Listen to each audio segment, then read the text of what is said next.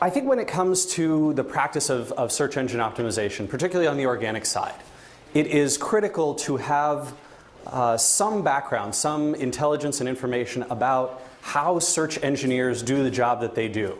And I like to think that it's not just, a lot of it is certainly technical, right? And if you want to dive into the field of information retrieval, and you want to dive into, oh, how does a keyword inverted database work, and how are they pulling results like this, and what kind of information are they getting from the link graph, all those kinds of things, that's terrific. But there's also a lot of value to be had from thinking about less concrete ways that the engines and the engineers get their information, right? And so I titled this presentation the philosophies and biases and paradigms.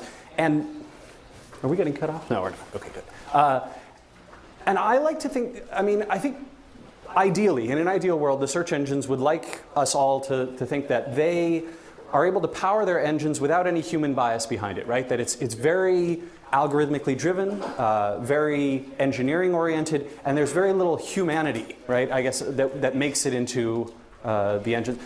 But in fact, I think this is completely wrong, and I think that we see it all the time. We see this kind of very human bias, and it can pay great dividends to understand these philosophies behind the construction of search engines and behind the ranking algorithms that power them for when we're building sites of our own and optimizing sites for our clients. Just to get a rough show of hands, how many folks here would consider themselves primarily in-house, doing in-house work for a large corporation or agency? And how many folks would consider themselves agency people, right? Basically, either you're doing consulting or you're, wow, so it's an excellent balance. I think that's terrific. So luckily, we're focusing on both sides. So. Yeah, you like my cool goes on the miserable, right? I like to think of, this is a professional chart, by the way. This was generated by the US government research. No, I like to think of search engines on kind of a spectrum, right? And you imagine that you've got, what's nice about the search engine world in a lot of ways is that Google has this leading market share, and I think a lot of it is driven by quality and by relevance. I think that they have a few other advantages that they've been able to succeed with. They certainly have a wonderful PR machine and a great amount of buzz and all these types of things. By the way, for any folks who don't have seats, there are many seats up here. Alex, I've got one right up front for you.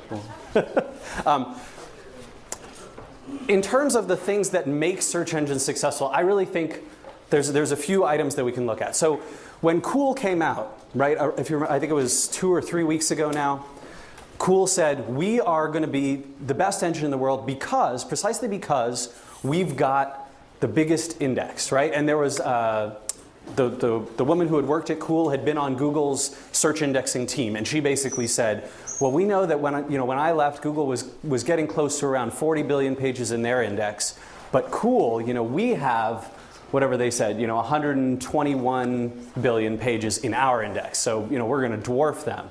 And I don't know if you caught it, but the week before Cool came out with this announcement of, oh, we're this really exciting engine, Google came out with an announcement as well saying, well, on the Google Webmaster blog, right, or the Google search blog, and it said, well, Google, we've seen 1 trillion URLs. Can you believe how big the web is? My God, it's amazing, right? And this was clearly one of those things where someone had leaked the PR announcement that Cool was going to make the next week to Google, and so they made this announcement, which of course was on top of TechMeme and all these other sites.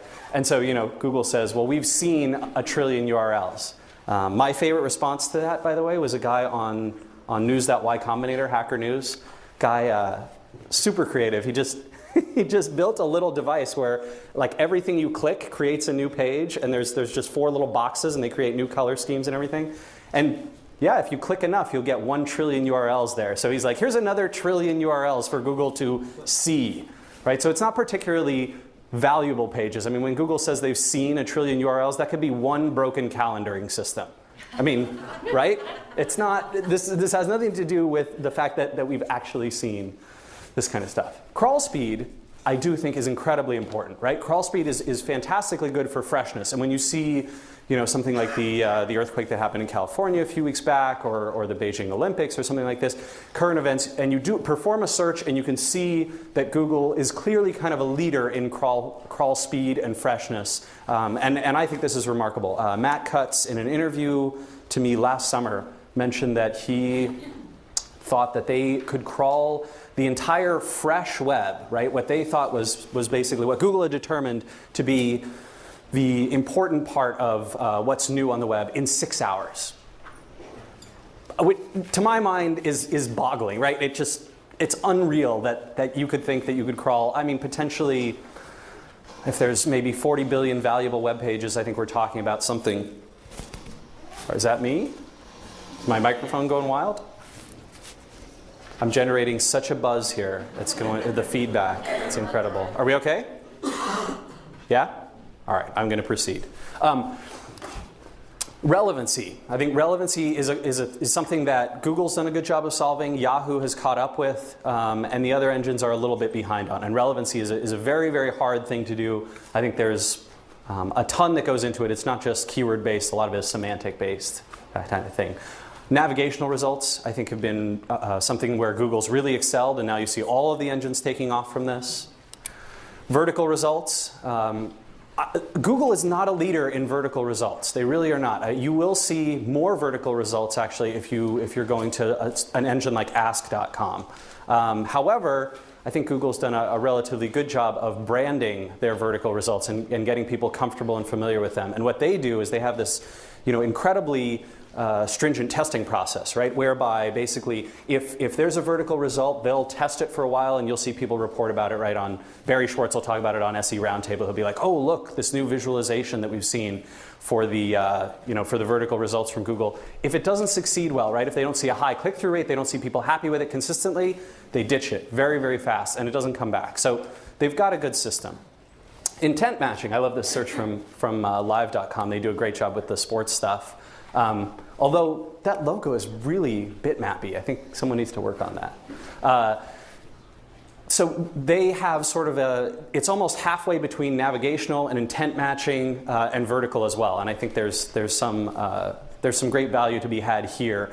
Definitely when you search, I think one of the things that Google does really well is when you search for words that are very uncommon. You search for something like paradigm or misogyny or apoplexia, right? And you'll get kind of a dictionary definition before you get anything else, because Google's intent matching with you. They're thinking, probably that's not a query where they're actually looking for a web page. They probably want to know what that word is, right? And we have some good ideas about that. When we talk about minimizing spam, I think this is an area where Live is weaker, or at least easier to find some of the spam that's out there.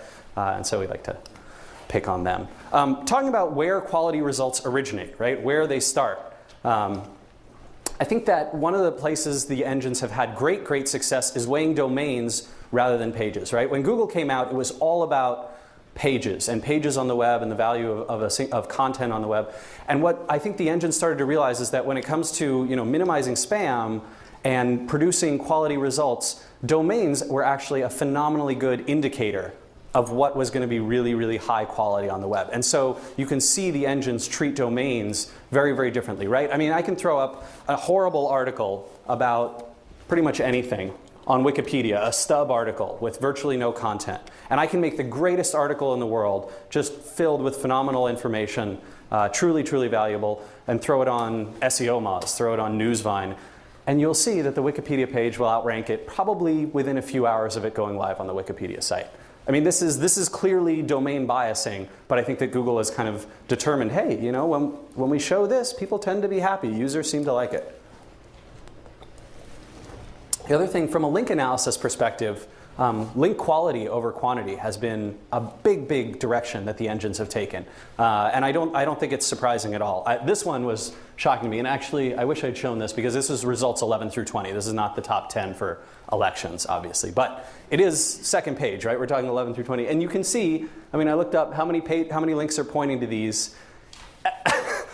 What? This is what's shocking even to me, right? But the idea of who is linking to you is much more important than that you have more links than the next guy.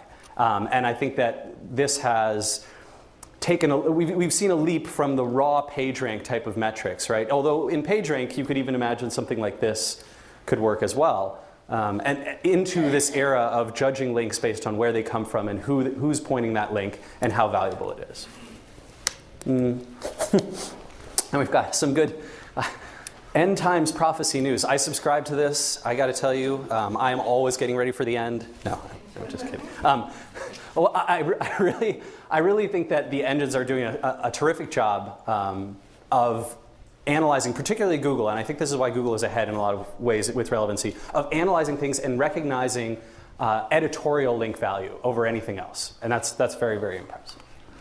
And they do a lot of semantic analysis as well. I think you'll see some debates about whether LSI, which is latent semantic indexing, which is a specific technique for trying to interpret what words mean, right? And knowing that dog and canine mean similar things and these type of things. Obviously, no matter what the system that they're actually using, I think the engines are all doing a very good job. Live, Yahoo, Google are all doing a very good job of picking up this semantic analysis stuff. All right, so here's some fun parts. So on the public communication versus, and I'm going to run a few minutes over here, which should be okay, versus reality side of things.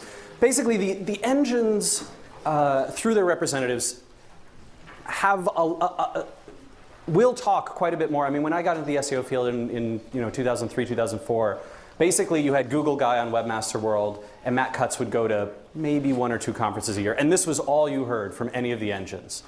Now, I think there's much greater transparency. There's a lot more that the search engines are talking. You have Webmaster Tools programs from Microsoft and Live. You've even got some verification stuff with Yahoo Site Explorer.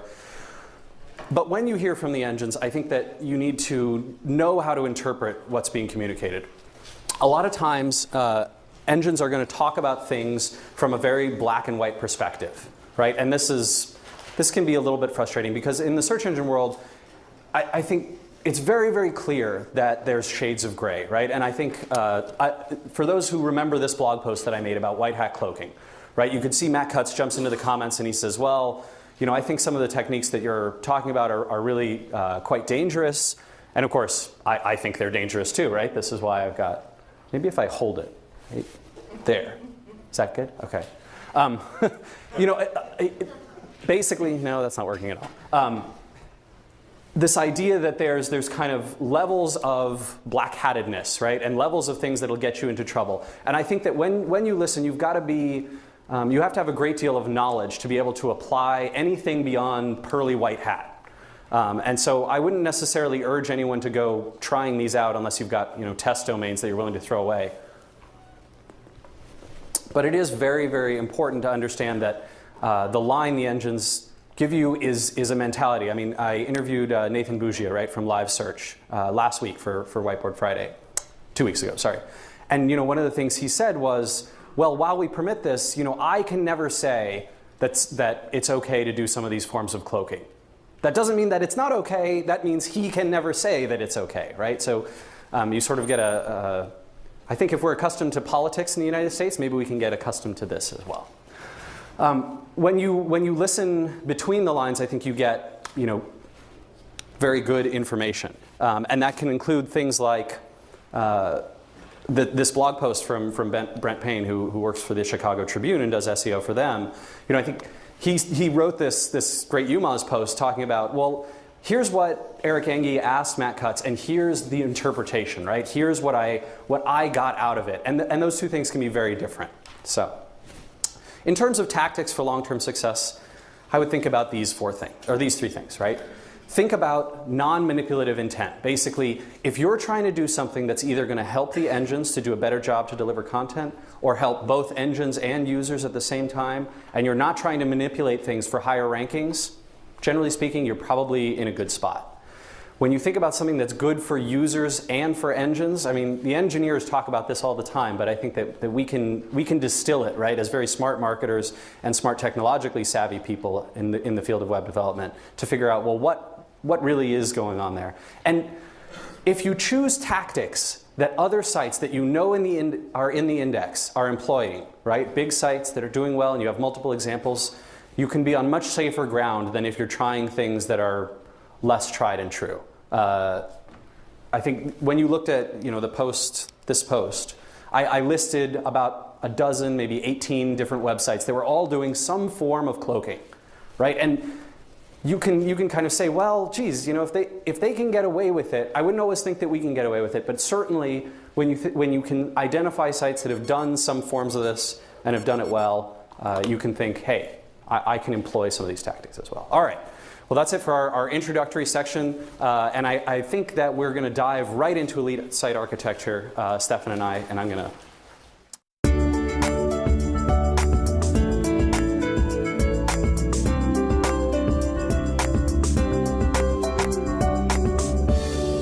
All right. So for this session, I'm going to walk through a few things about elite site architecture, talking about specifically, the part that I'm going to cover is talking about building sites, enterprise-level sites, and site architecture for enterprise-level sites, and then some micro-sites, so sort of, elephants and mice here. And then Stefan Spencer is going to hop up here, and he's going to do some coverage on e-commerce websites and some blog stuff, and he's got a tremendous amount of experience, and we're thrilled that he's going to be able to join us, even though he didn't wear a tie. I used to wear suits. I know. Now I've dressed down. And I know. I was the one who probably forced you to wear. All right. So fashion sense aside, no yellow shoes. Oh, it's a tragedy. They got stolen. They got stolen in San Francisco. Yeah. Can't trust those Bay Area people. Oh no, I'm calling you out. All right. So talking about enterprise level sites, the concept here, I mean, a lot of very, very big domains. How many folks would say that they have more than 50,000 pages on the domain that they work on? Okay, so a considerable number. And I think that you'll find that for a lot of consulting folks, right, as you get bigger and bigger clients, this is the area that you're going to be getting into with a lot of this stuff. The first thing I like to think about is certainly from a navigational standpoint, right? And when you think about how you can organize the navigation of a very, very large site, you kind of have some options. First off, I want to say that I don't think you need to exclude any option that your information architecture team is telling you is a good idea just because of SEO reasons. SEO is very, very compatible with just about any navigation system. The only thing you really need to do is if you're providing a lot of multiple levels of navigation, and we'll talk about this in a sec, but you can basically no follow or disallow those methods of navigation for the engines and allow them for humans. And this is certainly very white hat and totally permitted, and I mean the rel no follow tag has been helpful there. So I'm going to walk through a few of these. There's sort of the from worst to potentially best. So search and form-based navigation, I think. Whenever you hear the engines complaining, and whenever Google was talking about, oh, we're going to start submitting forms so we can get more information, I think the Library of Congress is probably the primary example, right? Where you've got probably a few 100 million documents from all sorts of eras of the United States' history, and this is how it's accessible, right? Which is pretty tough because the engines. All right, I'm going to go, let's see, maybe I'll try Kentucky Bourbon News, from, I don't know, 1964. The engines just are not going to try this sort of level. And they've got, I think they recently added a year and a half ago or so, they added some directory level navigation, but it's still very hard to get to. And I'm surprised that I don't see, you don't see the Library of Congress documents ranking in the way that you might expect when you perform searches, which I think is due to some navigational issues. Subject matter categories. So All Business was actually a company that we worked with, and they had some significant problems. They had about, I think, 3 million pages of content, of which a little under 500,000 were getting indexed. And I think over time we were able to help considerably with this, both through kind of flowing link juice, but primarily through internal site architecture changes. Literally got them up. I'm not exactly sure what they're at right now, but we're talking about 1.5 million, 2 million of their 3 million documents were in the index. We haven't worked with them for a little while, but I think it still makes for a great example. And the way we did it really was to go subject matter categories and to sort of disallow the other methodologies of navigation by using the rel nofollow tag. And this practice works great. I mean, if you can imagine a site architecture, your ideal site architecture, what you really want is you want to start at a very broad level and you want to move down to a very narrow level and you want to do it in as few hops as possible, right? You want as little navigation layers between the home page and the content as you can get. A traditional HTML sitemap like this one that Dell uses is actually not a terrible plan, right? I think sitemaps have been around for forever before the XML sitemap format, right? And people would just have their sitemap. And this was a great way for engines to sort of access all the content from one page, from the home page. A lot of sites now are doing multiple level sitemaps, where basically you click sitemap from any page, and then you can kind of click into further sitemaps that'll get you down further. Just remember some of the critical rules for all of these sorts of navigations. We're really talking about limiting things to between 50 and 100 links on a page. And that's critical because the engines are not going to be giving juice to every single link if you're talking about 250 or 350 links. And we've seen things peter out pretty badly after that point. And I think that can be a danger. In terms of multiple navigation formats, Amazon, I went over to the Amazon offices and talked to some of the guys there, and we had a really good time. And you know, they've got 500 different methods of navigating, right? Especially if you're logged in. You can get to anything a million different ways. And the problem with this, of course, is that you're talking about splitting up link juice to such a degree that there's no longer the levels of concentration that you need even to get indexed. And at elite site architecture levels, right? I mean, if we're talking about very, very big enterprise sites, most of the time we're not talking about competitive rankings, right? Most of the time, it has nothing to do with the fact that, you know, their iPod page is number 3 and somebody else's is number 2 and this type of thing. They're talking about, hey, out of our millions or tens of millions of pages, we don't get search traffic to all of these, right? And that search engine yield has gone way down. And this becomes a fundamental problem, a real issue where navigation can solve it. And this multiple navigation format can be really, really dangerous for that sort of thing because you create massive layers and levels of pages that you don't necessarily need. I'll talk through just a couple more of these and then give some quick advice about that. In terms of alphabetical and date range, I tend not to always like these. I don't prefer them. But when you're talking about a massive number of things, I think it can be valuable. It can be worthwhile. Let's dive into some of these strategies for full indexation, for getting all the way down into the content. See, I'm a glass half full kind of guy. There you go. Oops, there we go. So enterprise-sized domains, right, usually have one very similar problem. And this is what I've been talking about, right? This idea that there's sections of the site that just don't get indexed, they don't draw search traffic, and the content and link juice gets wasted, right? I mean, if you're producing fantastic content and the engines aren't keeping it in their index, you're out of luck. The strategy that we've used to solve this many, many times is to direct the link juice to help competitive pages get those rankings and mostly get indexed, right? And the process we do is really this. So it's building this sort of egalitarian, which I like to say, you know, if you imagine that all pages on a domain, especially when you're talking about 10 million pages on a domain, are sort of equal and accessible in the same sorts of ways, or the same depth of link level from the top, right? This has been incredibly valuable for us as well, identifying high and low page rank level sections. And when you're able to identify, wow, we have a ton of link juice flowing into our blog, for example, or our article content, but then these, you know, biography sections or this other type of content is getting just no indexation whatsoever. What we've done is gone back, right? Other way.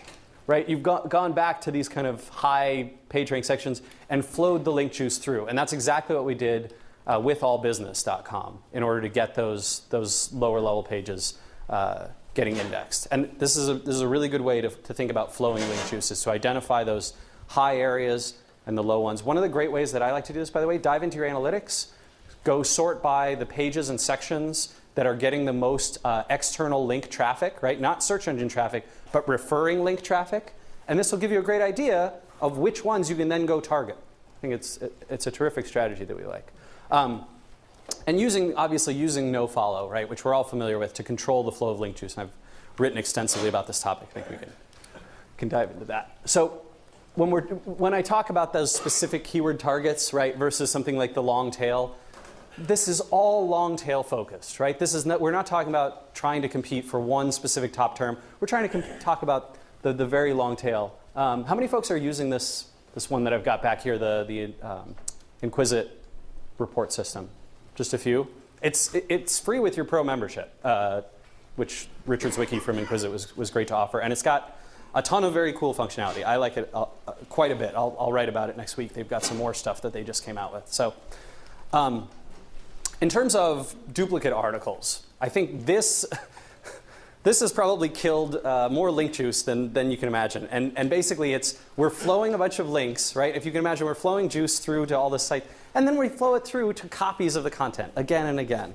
It's mind-boggling. Look at the stuff I get upset about. This is, it seems like minutia, right? But I go home and, I don't complain about the Yankees. I complain about.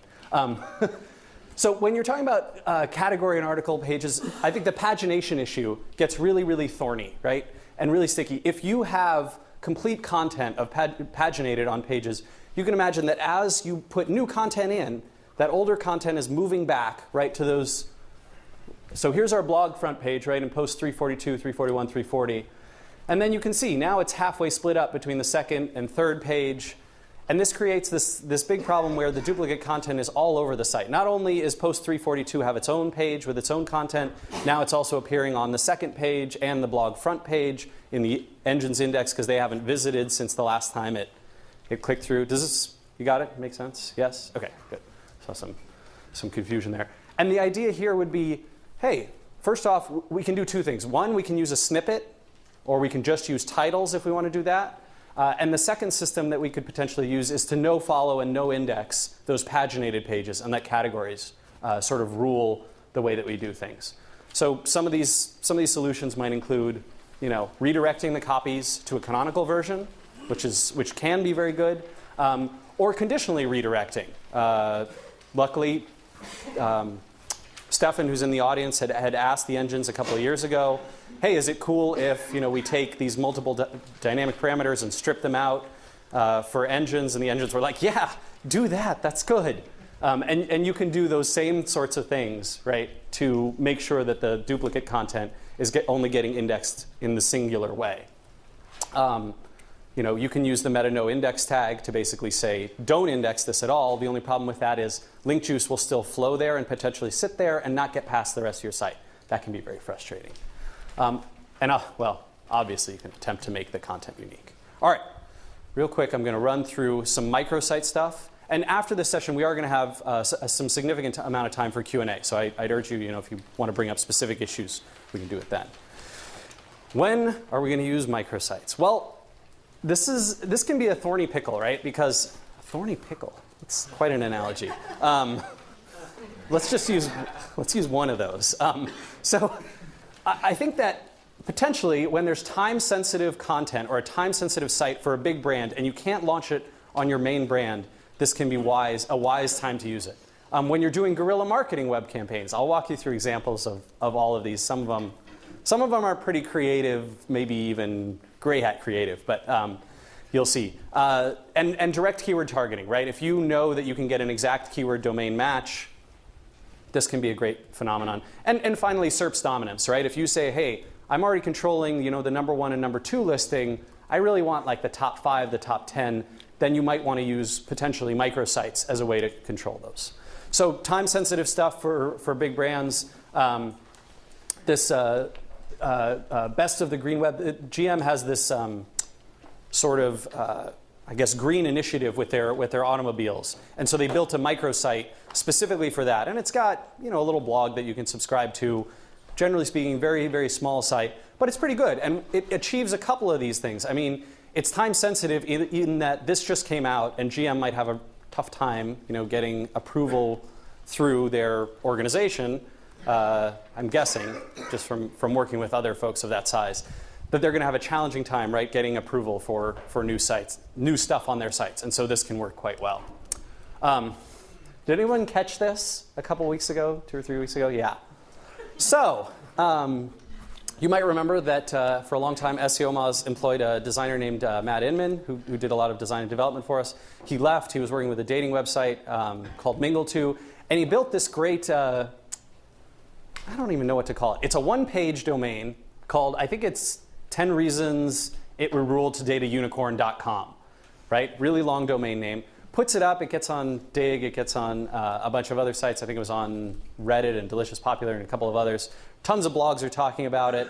And it's just, it's ridiculous, funny stuff like this. They, reason number 1, they fart glitter. That's awesome. I think there was one where, you can play tetherball because they have a horn.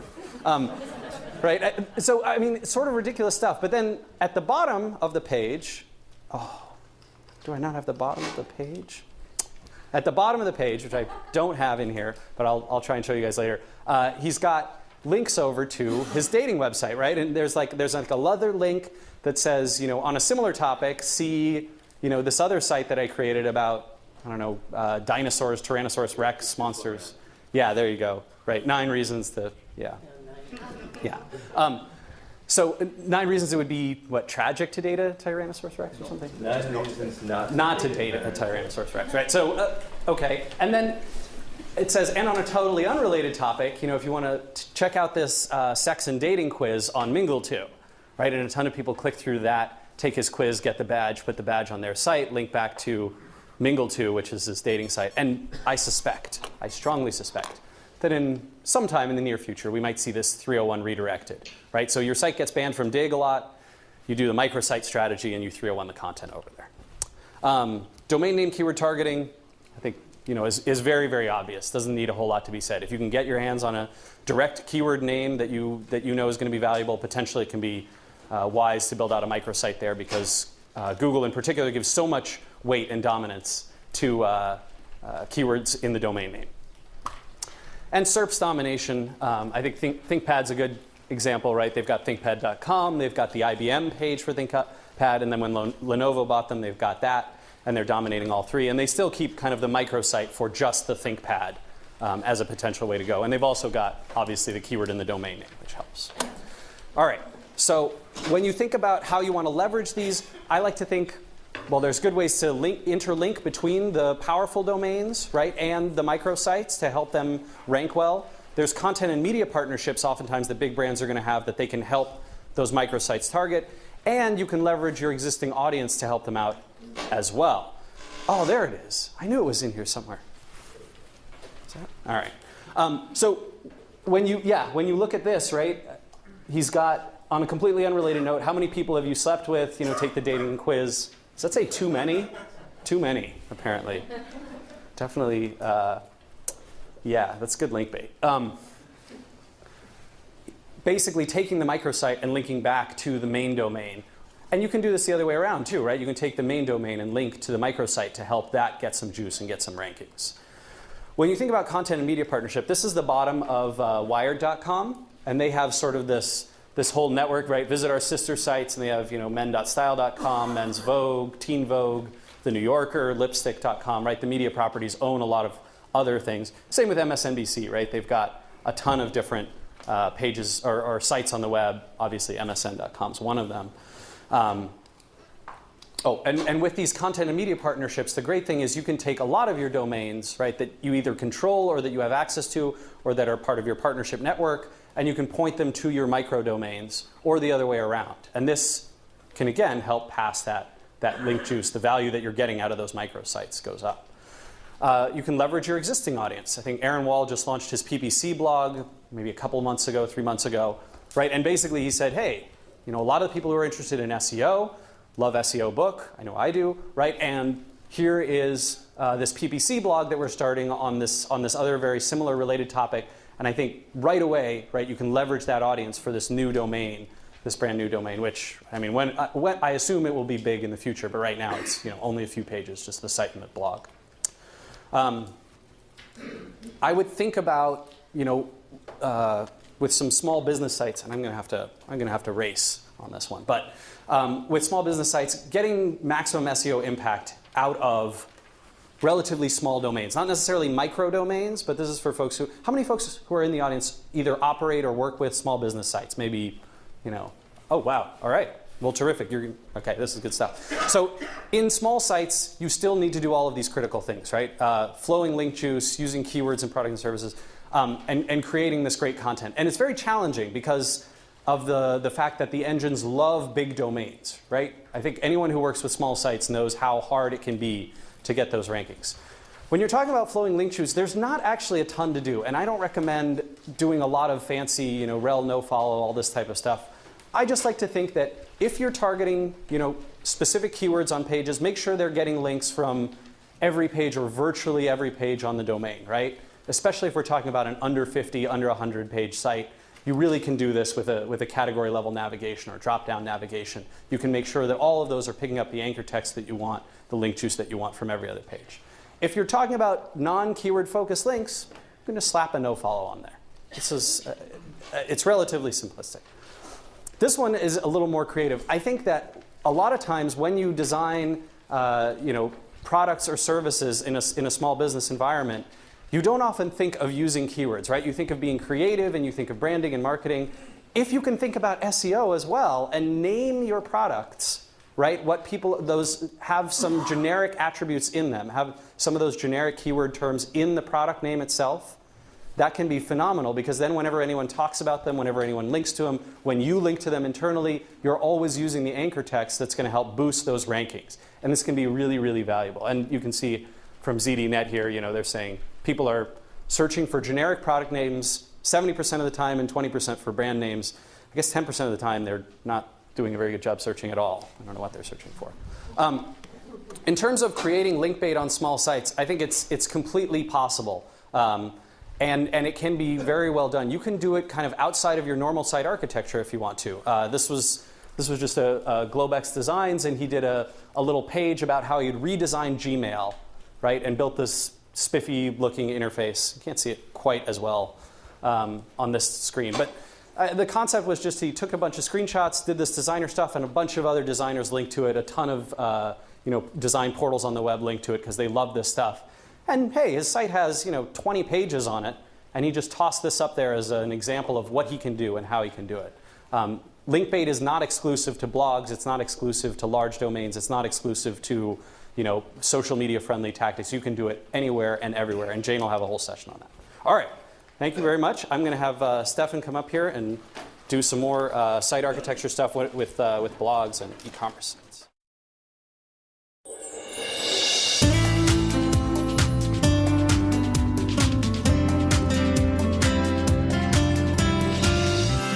Morning. So I'm Stefan Spencer, founder and president of Net Concepts, but you don't care about that. You care about site architecture, so let's delve into it. We care. Okay, you care. Thank you, Rand. Appreciate the vote of support. So you've heard some of the tactics already in terms of like tagging and tag clouds and so forth, but let's go into some particular areas that I think are pretty powerful, especially for e-commerce sites. So we're talking about how to best take the PageRank or link juice that you've earned and that is coming into your homepage, because most e-commerce sites, the bulk of the PageRank is flowing into your homepage, and so you need to best spend that PageRank wisely within your site. And some of the things that help kind of reinforce the internal hierarchical linking structure of your site include breadcrumb navigation and, of course, your left and top navs. So let's take a look at specifically at breadcrumb navigation, and just here you have home furniture, assembled furniture, medicine cabinets, and if you think about the way that the site is structured, medicine cabinets is a subcategory and has every page within that category voting for that particular subcategory page. Every single product page that's a medicine cabinet votes for that subcategory. So there might be 10 or 20. But then if you go broader and think, well, what about medicine cabinets and other kinds of assembled furniture? Every single one of those products would have an assembled furniture link, so good anchor text there, pointing to the assembled furniture category level page. So there's a lot more votes pointing to that category level page than the subcategory level page. So that's kind of a neat way to reinforce that internal hierarchical linking structure through breadcrumb navigation with good anchor text.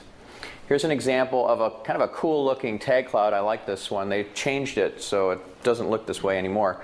But it's good keywords. I like that.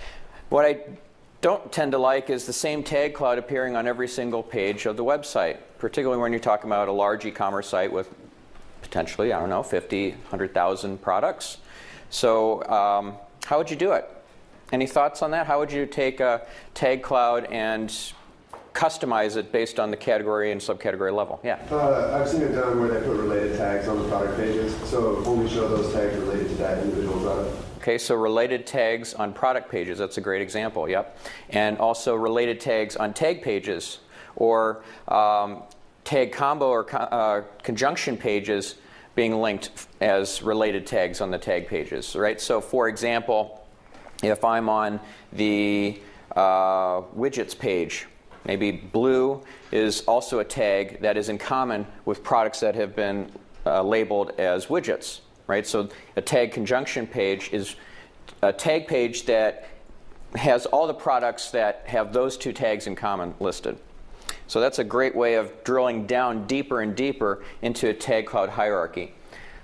All right, so these are just killers for the flow of link juice, and those include dynamic URLs with session IDs in them and user IDs and other superfluous flags like photos equals on, photos equals off, and of course the default of not including the parameter at all, and then it goes to photos equals on. So that's 3 different permutations of the same page of content. Looks the same as far as the search engines are concerned, so we want to minimize that. And there's some fancy ways of doing that. You could do use redirects conditionally, but that's a bit dangerous, so I wouldn't necessarily recommend that. But certainly you could, for example, put the if you're doing, let's jump ahead here. So you've got a lot of, where is it? A lot of potential duplication happening from, let's say, tracking parameters in the URL. Okay, so tracking parameters can be dealt with by having, for example, you could use the hash symbol, right, which is used just for primarily getting people to various anchor points within the page itself. But the search engines take whatever is after the hash symbol, the number sign, and lop it off. It's as if that page didn't have it at all, right? So any links pointing to a URL containing that hash symbol or that number sign, it says they all collapse into one. So that's a great place to put tracking parameters, for example. So what else? So you could, okay, so there's some tools that, of course, make it a little bit easier to detect what's going on, like the server header checker or HTTP live headers, Firefox extension, or LWP request if you're into command line stuff. I like that. That's my favorite, but plenty of server header checkers out there. And here's a PageRank lookup tool on SEO Chat where you can paste in up to 100 URLs and get PageRank scores back. And these are just diagnostic tools to see if pages are not getting the juice that they deserve or that you think they deserve. And the problem with using sitemaps, and Rand will get into that later, sitemaps is in the XML standard that the search engines have come up with. It basically masks the real problem, which is you're not flowing link juice to enough link juice to the right pages, and therefore they're not ranking, they're not getting indexed, and by getting them indexed through an XML sitemap, you've actually masked the true problem, and it's harder to diagnose where the link juice is kind of getting stopped up. So here's an interesting study that was done by Marketing Sherpa. They found that longer URLs affected the click-through rate on the listings from the SERPs, which was kind of interesting. And it also, I wrote a Search Engine Land article about this, so you can check it out if you're interested. basically, it's a deterrent on clicking. So a nice long URL, even if it's search engine friendly, can really lower your click-through rate from the SERPs.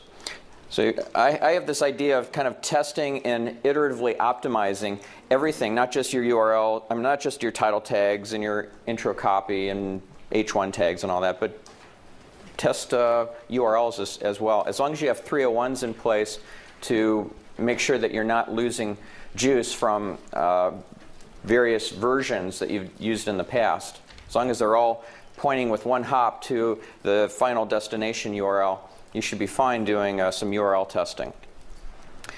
So let's talk specifically now about pagination, because this is one of the biggest mistakes that e-commerce sites make. And we've done an interesting study. It's not public because we were doing it on client sites and it was for client deliverables, but I'll give you the nutshell. But basically, if you let the bots through all sorts of different non-optimal ways through the pagination structure, such as next and previous links and page number links and view all links. You know, let's say that there's 6,000 products in a particular category. Well, you're diluting you're kind of squandering your crawl equity, because depending on your page rank, your trust, your authority, etc., you're going to get some level of crawl equity. And it's not necessarily going to be enough to get all of your pages indexed and ranking for even esoteric terms. So what you want to do is make sure that the low-value pages aren't getting the juice, and the ones that are important to you are getting the juice. So how do you do that when you have 6,000 products in a category? Well, you certainly don't let the spiders crawl through pages 1 through 600 of this pagination set, right? Because these pages look very similar. They sing the same sort of song to the search engines. Usually they have the same title tag. They have the same intro copy and same headline and so forth. They just don't really stand a chance of ranking for anything except maybe a very obscure long-tail query that happens to be mentioned in the name of the product and the name of another product and combination. It's just not worth it. So you're squandering a lot of equity. Instead, you could force that link juice through at a much greater level through a subcategory and sub-subcategory and sub-sub-subcategory structure. So basically blow out your categorization taxonomy and use good keywords in your links and make a flatter sort of structure to those 6,000 products, if that makes sense. Now there's this thing called faceted navigation or attribute-based navigation that provides it provides a great way into the product database, right? So you've probably all seen these sorts of things where you can narrow down by price range and brand and product type and condition and all those sorts of things. And as you start clicking around, these results get narrowed and you can resort them. Usually there's a lot, sort orders and stuff like that. And this is just a killer from an SEO standpoint, because as the spiders go through all these different facets and create they slice and dice the same data a million different ways, and many of these slices or permutations are the same.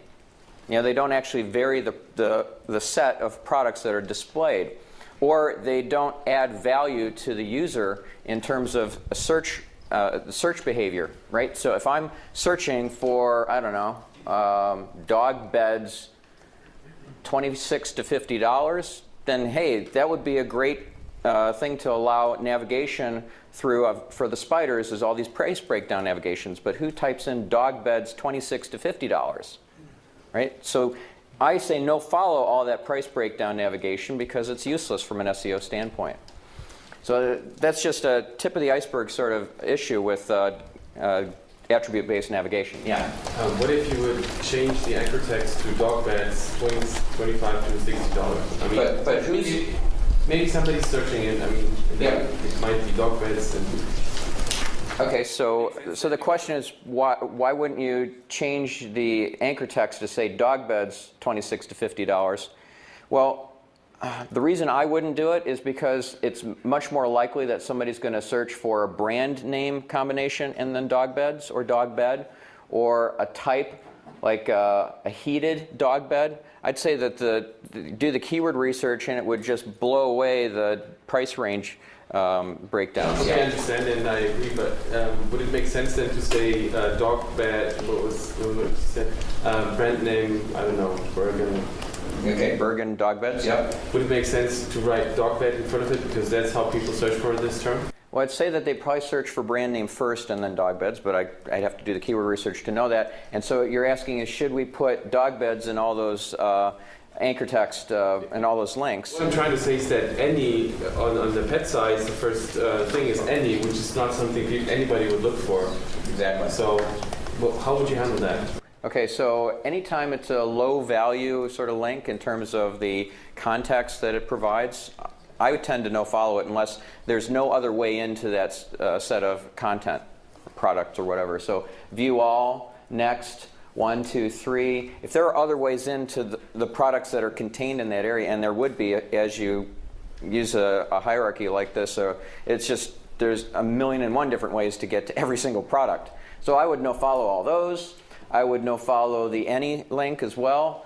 And I would definitely, if there's text links, and in this case there isn't, but if there are text links to resorting, I would definitely no follow those because that's the last thing you want the spiders to go exploring through. So does that all make sense? Any?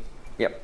In the blue shirt, yes. Yeah, just going to the spidering. Do you have a preference on how often a large e-commerce site gets spidered or indexed? So the question is, do I have a preference around how often an e-commerce site gets indexed?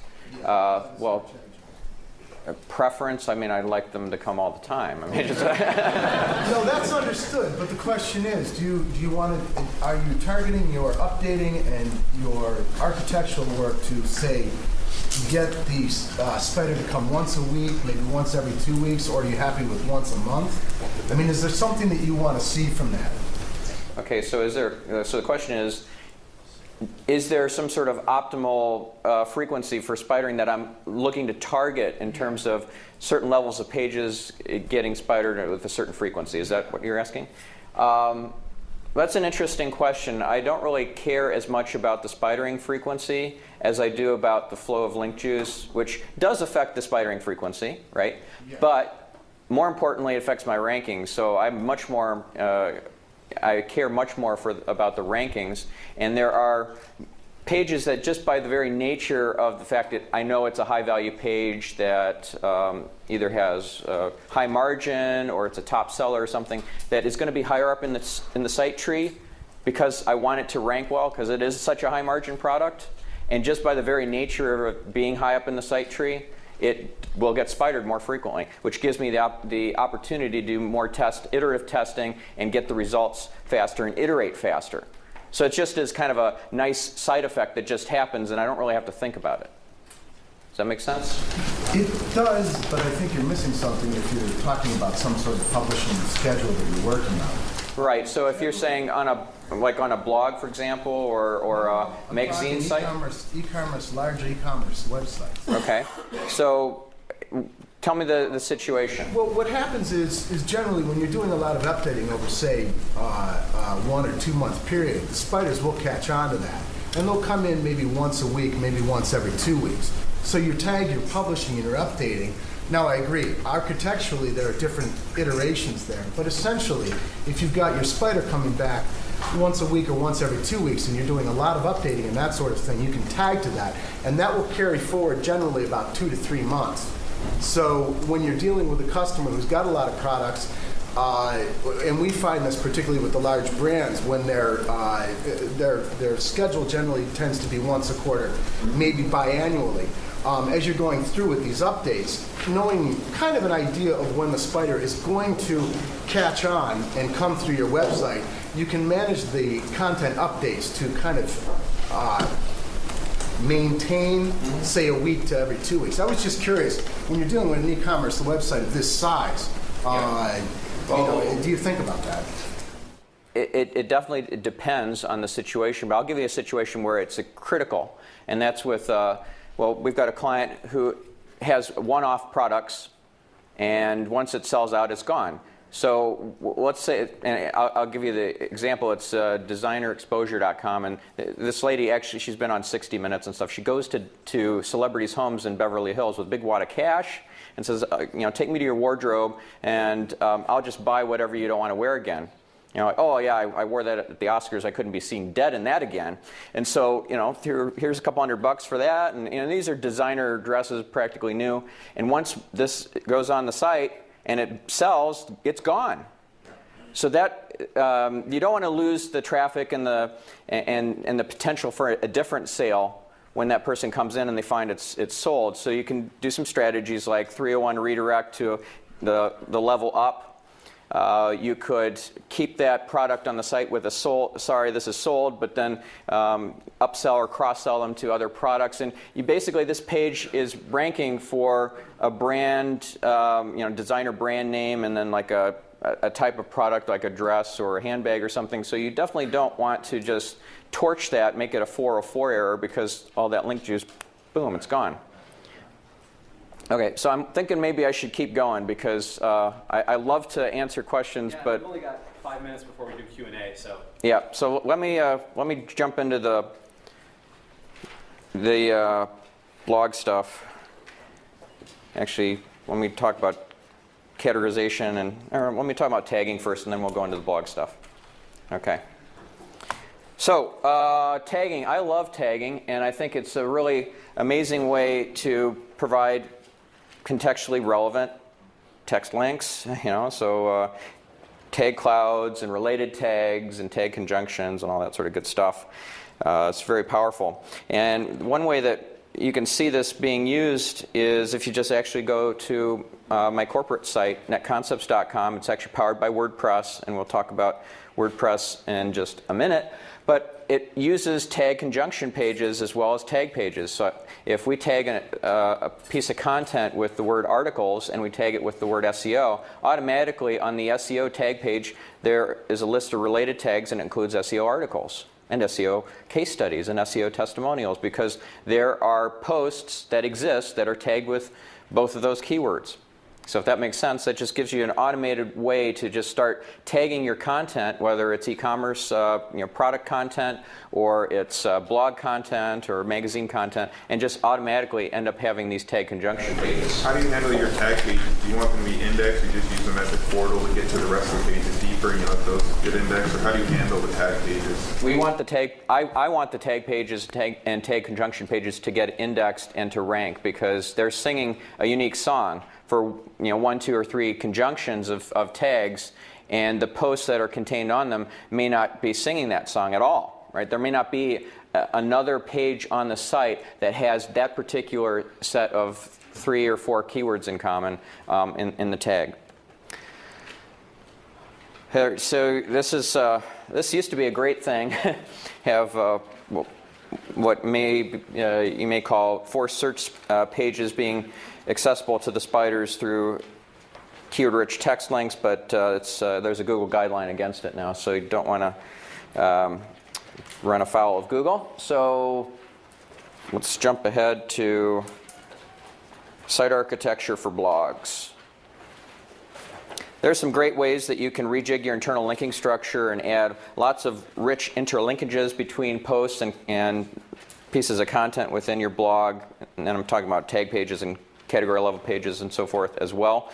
You have related posts plugins and top 10 post lists, and there are plugins for doing that as well automatically, like popularity contests. There's the whole pagination issues, which we talked about. Tag cloud here, example, tag page or post with a link at the bottom to several tag pages. And there's a tag page. There's some rankings for tag page. So that's pretty cool. And then you have title tags. In WordPress, you can use the SEO title tag plugin, which is a plugin that I wrote and my developers now maintain. Here you can download it at that URL. And what it allows you to do is to mass edit title tags and create custom optimized unique title tags that work in synonyms and so forth and change verb tenses or singular to plural and all that sort of good stuff. And you don't have to mess around with the post title. You can make it nice, short and sweet, really pithy post title that appears in your H1 tag and so forth. But then if you want a longer, more synonym-rich title tag, you can do that. And you can just bang through a whole bunch of title tags in one go with this plugin. And it's not just posts, it's also category level pages, tag pages, and in fact any URL that exists on your blog. Related posts, there was an example of that. Here's a great example of taking your top 10 posts and working it into your homepage. This is a guy who is like #1 on Google for lead generation. That's pretty cool. And his blog's name is B2B Lead Generation Blog.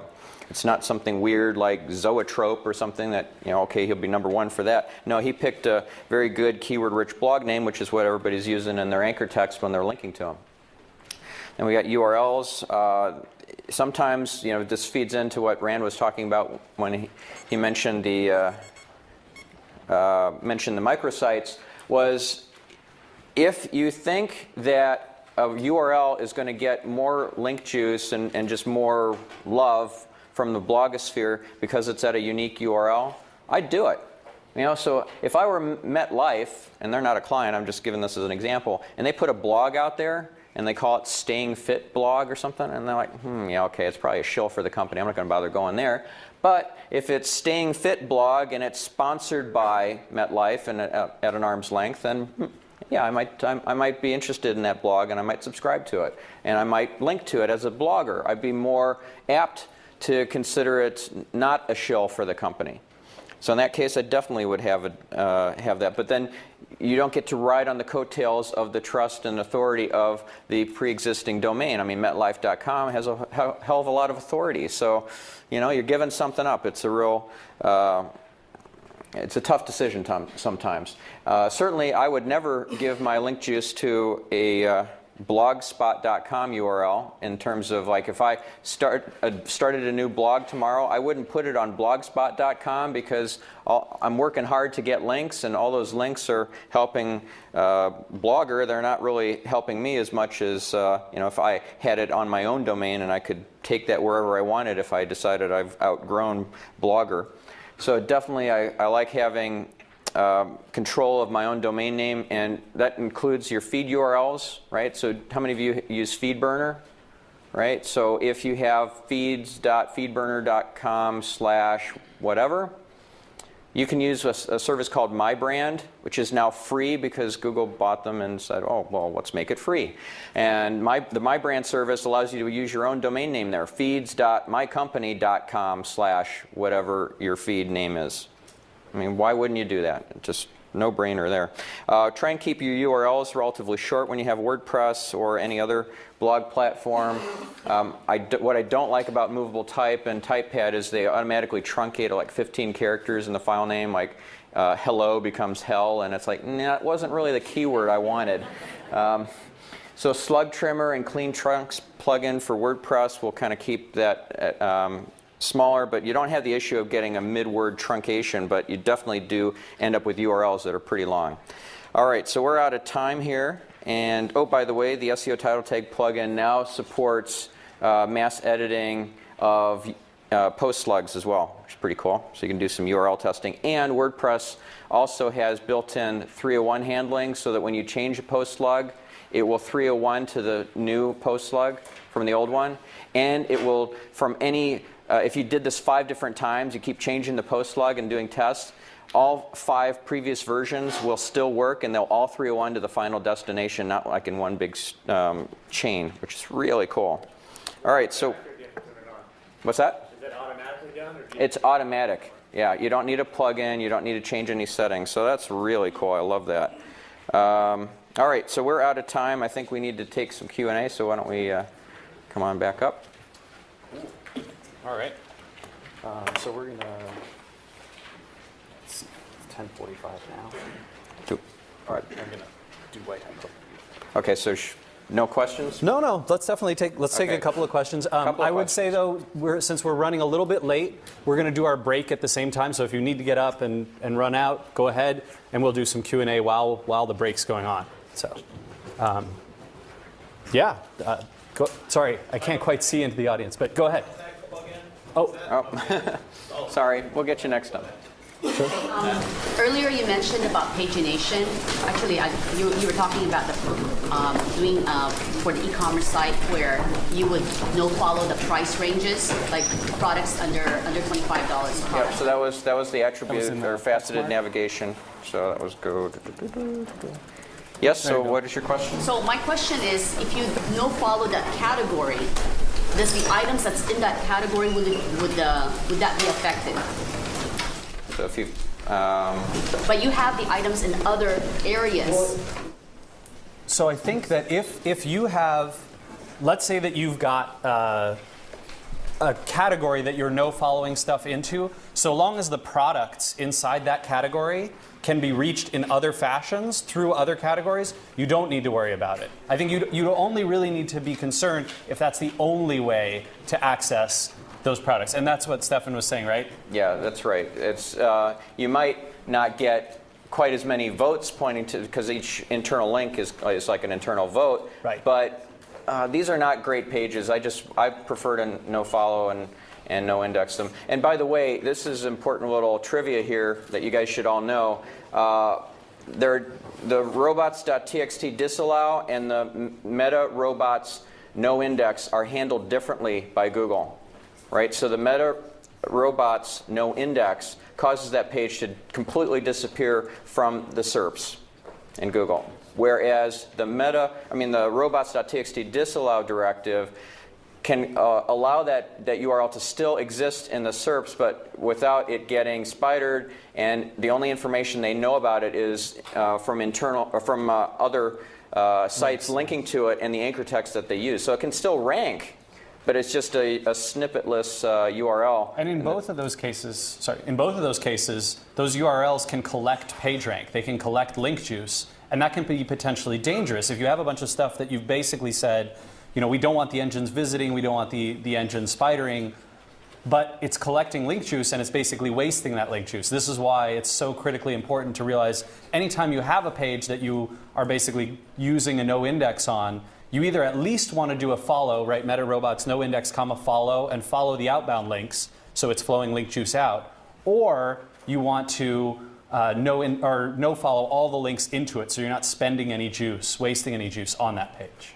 So there's two pieces there. The page is both collecting PageRank, and by default it's spending PageRank, because if you don't specify follow or no follow in the meta robots tag, it's going to follow the links. Yeah. So link juice will accumulate and it will pass. So you need to stop it from accumulating the PageRank by rel equals no following all the links that point to that page. And if you don't want PageRank to pass, you could see a set of sitemap pages that you don't actually want to rank in the index, but you want that as a pathway into all those products, and so you can meta robots no index those and follow those. Right. Or just leave the follow off and it's by default. Yeah, absolutely. All right, I think we're... Yeah. I had a quick question. On one of the first slides, you were quickly talking about navigation, not to do.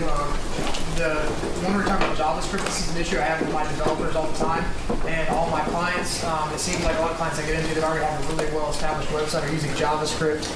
My developers love JavaScript. I'm always going back and forth because I'm not actually a programmer. I understand, like if I go into Firefox and I disable JavaScript, then I look at the code, I'm trying to use those methods.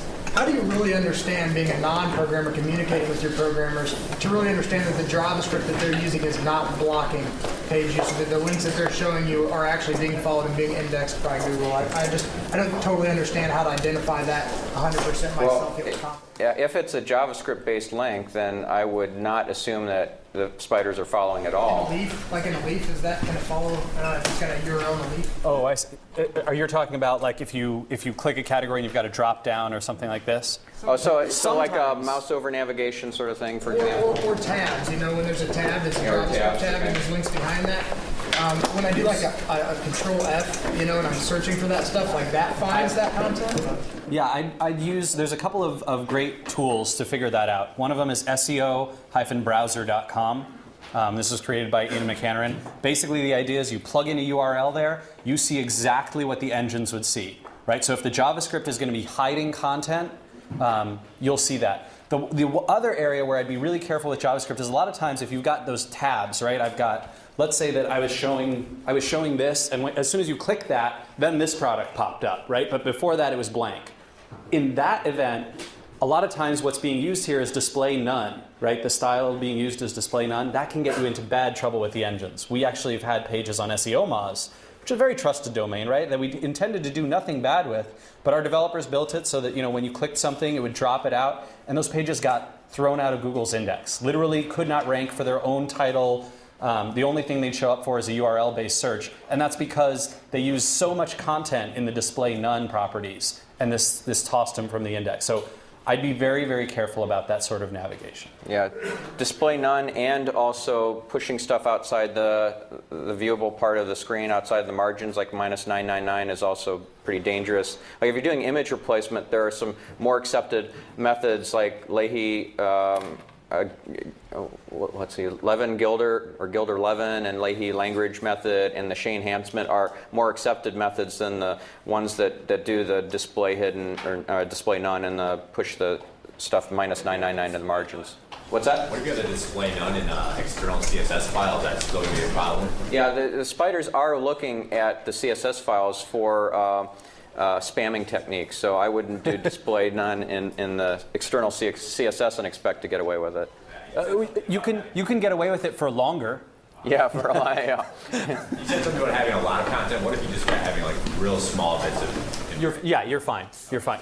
I mean, because so many websites do this, display none property, that it's really a common thing, and so the engines aren't crazy oversensitive. It's just, I mean, with our example, what you basically had, you probably had 50 to 100 words that were displayed and around 5,000 that were non-displayed, right? Because it was basically, you click a tag, it would open up, and it would show people. This was our recommended list, basically. You'd click a company name, and it would show all the properties about that company. It would show where they are and what services they provide and all this kind of stuff. So the only things that were not displayed none were the company names themselves. So this is the type of thing where you can really get tossed. I don't know exactly what the ratio is. I'd just say be careful with it. I was also thinking right now just mainly for actually image replacement of getting that content on your actual page. So it's just 50 to 100 characters. Is that something? Yeah. So image replacement. Another thing that you got to be careful about is not trying to work in other keywords. Make it the text that you use exactly the same as what is used in the image and nothing more. Yep. Oh, and one other thing about JavaScript, really important, is if you're doing stuff like you're like on an e-commerce site, having third-party reviews like Bazaar Voice or Power Reviews or something like that, realize that that's using a JavaScript, and so all that wonderful consumer-generated content is invisible to the spiders. So maybe we'll take one more question, and then I think we'll dive. Sure. How about go ahead and. Do you guys think any sort of boilerplate stripping occurs with the spiders? Boilerplate stripping. Yeah, like they realize navigation. Oh, yeah, absolutely. Right. So if you're if you're one of the engines and you see this navigation, right, and the stuff up top, and you see that on virtually every page, they're very good at identifying what is the unique portion of content on a given page. So even if that content all dominates, the unique portion will be recognized. That's why good CSS and good shingling of the page is important, so that you can tell them what exactly is. Yeah, and it's really, right, it can be very, very wise, agreed, to denominate header, footer, sidebar navigation, right, as opposed to main page content inside your CSS. That can be a really... It's just another argument for CSS and HTML versus like tables or something old like that. All right. I think we need to plow ahead. Yeah, so. we're going to plow ahead.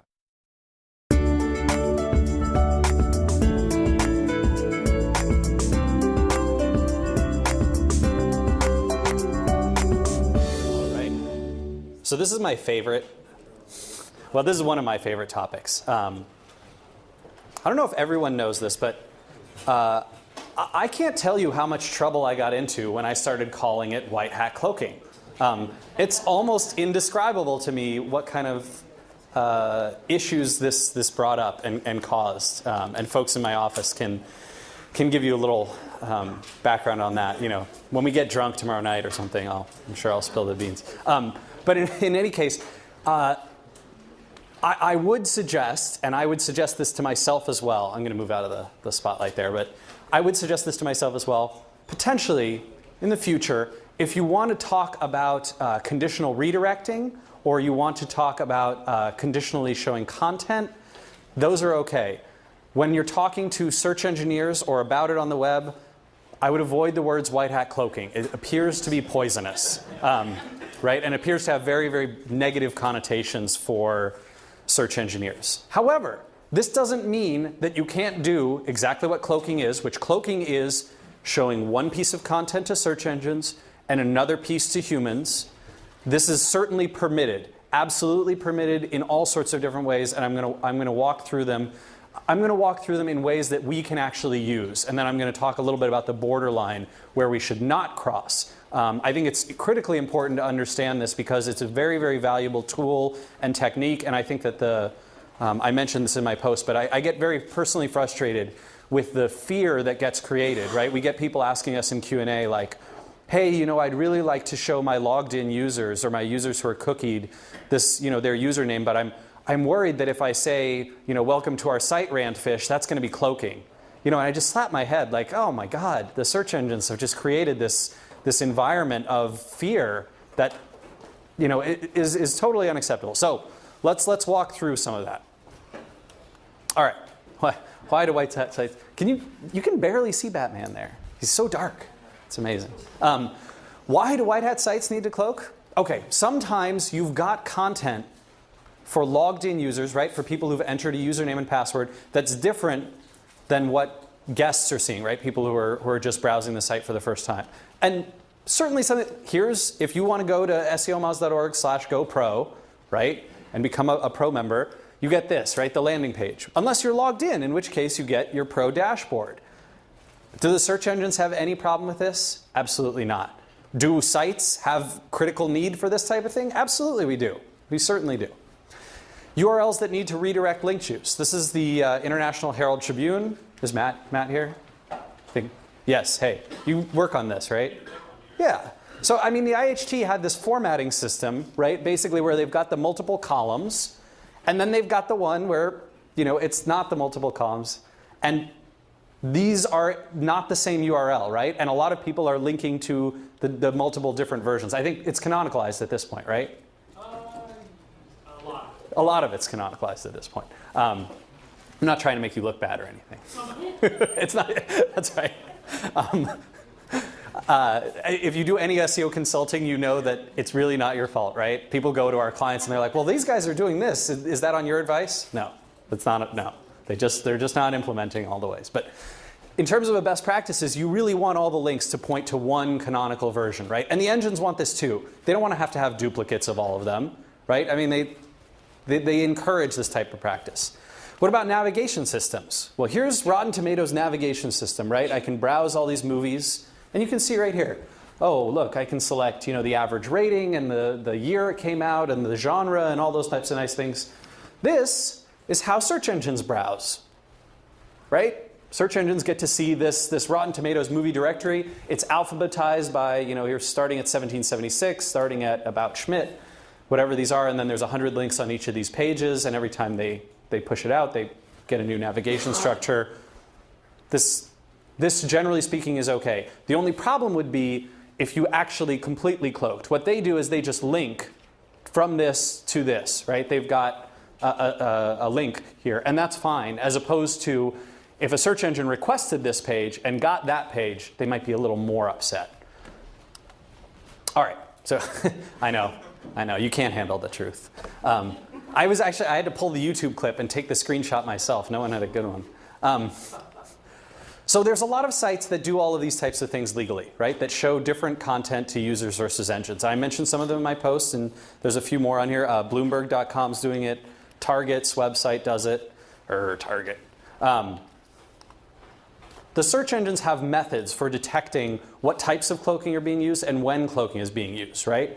So some of them are automated, and in my experience, with the exception of the most obvious ones, right, where it's kind of, you know, if user agent equals Googlebot, show them, you know, this Viagra porn mortgage spam, and if the user's this other thing, then show them this. With the exception of those, the automated systems don't actually catch that much. The automated systems are not that great. But what's entirely effective is relying on all of us to rat out our competitors. And this is, I'm serious, this is one of the best ways that you see it. And you can interpret this very easily, right? You can see that this is the format very easily, because basically you'll be kind of cruising along doing just fine, and then you'll notice that 3 months, 4 months after a site has been cloaking, it'll be tossed out of the index. If it was something that's automatically detected, right, like the CSS hiding of content that we discussed in the last Q&A section, that's something that gets caught automatically and filtered automatically, and the URL gets kind of out of the index automatically. When you see a situation where it's lingering like this, you know, oh, okay, this is something that's been manually reported, and generally that's the system that gets used. A good example is Trulia.com, which was doing kind of some cloaking, right? And there was a big article thread, several blog posts about it on Spin, and then you saw Matt Cutts kind of jump in there and say we're going to respond, and then you saw some stuff fall out of Spin, some fallout from that happen. Same thing happened to Flight Center in Australia. They were doing some cloaking with kind of some PDF documents and other stuff, and it actually happened that Danny Sullivan and I were on stage doing a site review, pulled it up, and we're going, oh my God, they're cloaking. And there's a bunch of engineers in the audience, so that's never a good time for those kinds of things to happen. It was hilarious, though, I'll tell you. The conference organizer got a call from Flight Center's agency the next day, infuriated with them. Absolutely infuriated. It was a mess. So some of the goals of the search engines when they're looking at cloaking detection are to find those that are cloaking with manipulative intent. Right? If you're trying to canonicalize URLs or provide better navigation or serve different content to logged in versus logged out users, these are very acceptable, and the search engines don't view them as manipulative. Right? You're not trying to artificially inflate your rankings or violate the rules and make Google look bad. You're trying to do this good thing for users and engines, and this goes back to that philosophies and paradigms of search engineers. There are legitimate ways to show this different content. I'm going to walk through all of these. Do you like that? It's motivational. It says, yeah, just because you follow all the rules doesn't mean you can rank for competitive terms. You can't rank for competitive terms. Oh, wait. Yes, it does. All right. So conditional redirects, right? Basically saying page A, you can barely read page A. Page A, throw in redirects to page B, right? And you're the new A. I got it. Okay. So the engines say, here, look, Steph, and I'm quoting you directly right here. The engines say, what? Yeah. I got nailed by Matt for talking about conditional redirects at SMX. And yet, I disavow all knowledge of this. And yet here you are, right? So here's Charles Martin from Google saying that replacing search engine unfriendly links, such as those with session IDs and superfluous parameters with search engine friendly versions, all 4 panelists responded, no problem. Charles Martin from Google jumped in again with an enthusiastic, please do that, right? So definitely the messaging, I think, has changed a little bit on this, but this doesn't mean that you can't do these things well, and there's, like I said, as I pointed out, a ton of sites that do them, and that's fine. What you need to do is you've got to detect bots versus users in safe ways. So let's talk about some of these methods of cloaking, some of the methods that we go through. I've got my Ralph Ellison going on. No, H.G. Wells version. Sorry about that. User agent detection. So potentially, one of the things that you can do is you can say, are you Googlebot? If so, I'm going to do, or Yahoo Slurp, or MSN bot, or these kind of things. If so, I'm going to do certain things for you. This can be an okay way to do things as long as what you're doing is completely white hat, right? As long as you're literally just stripping out some URL parameters or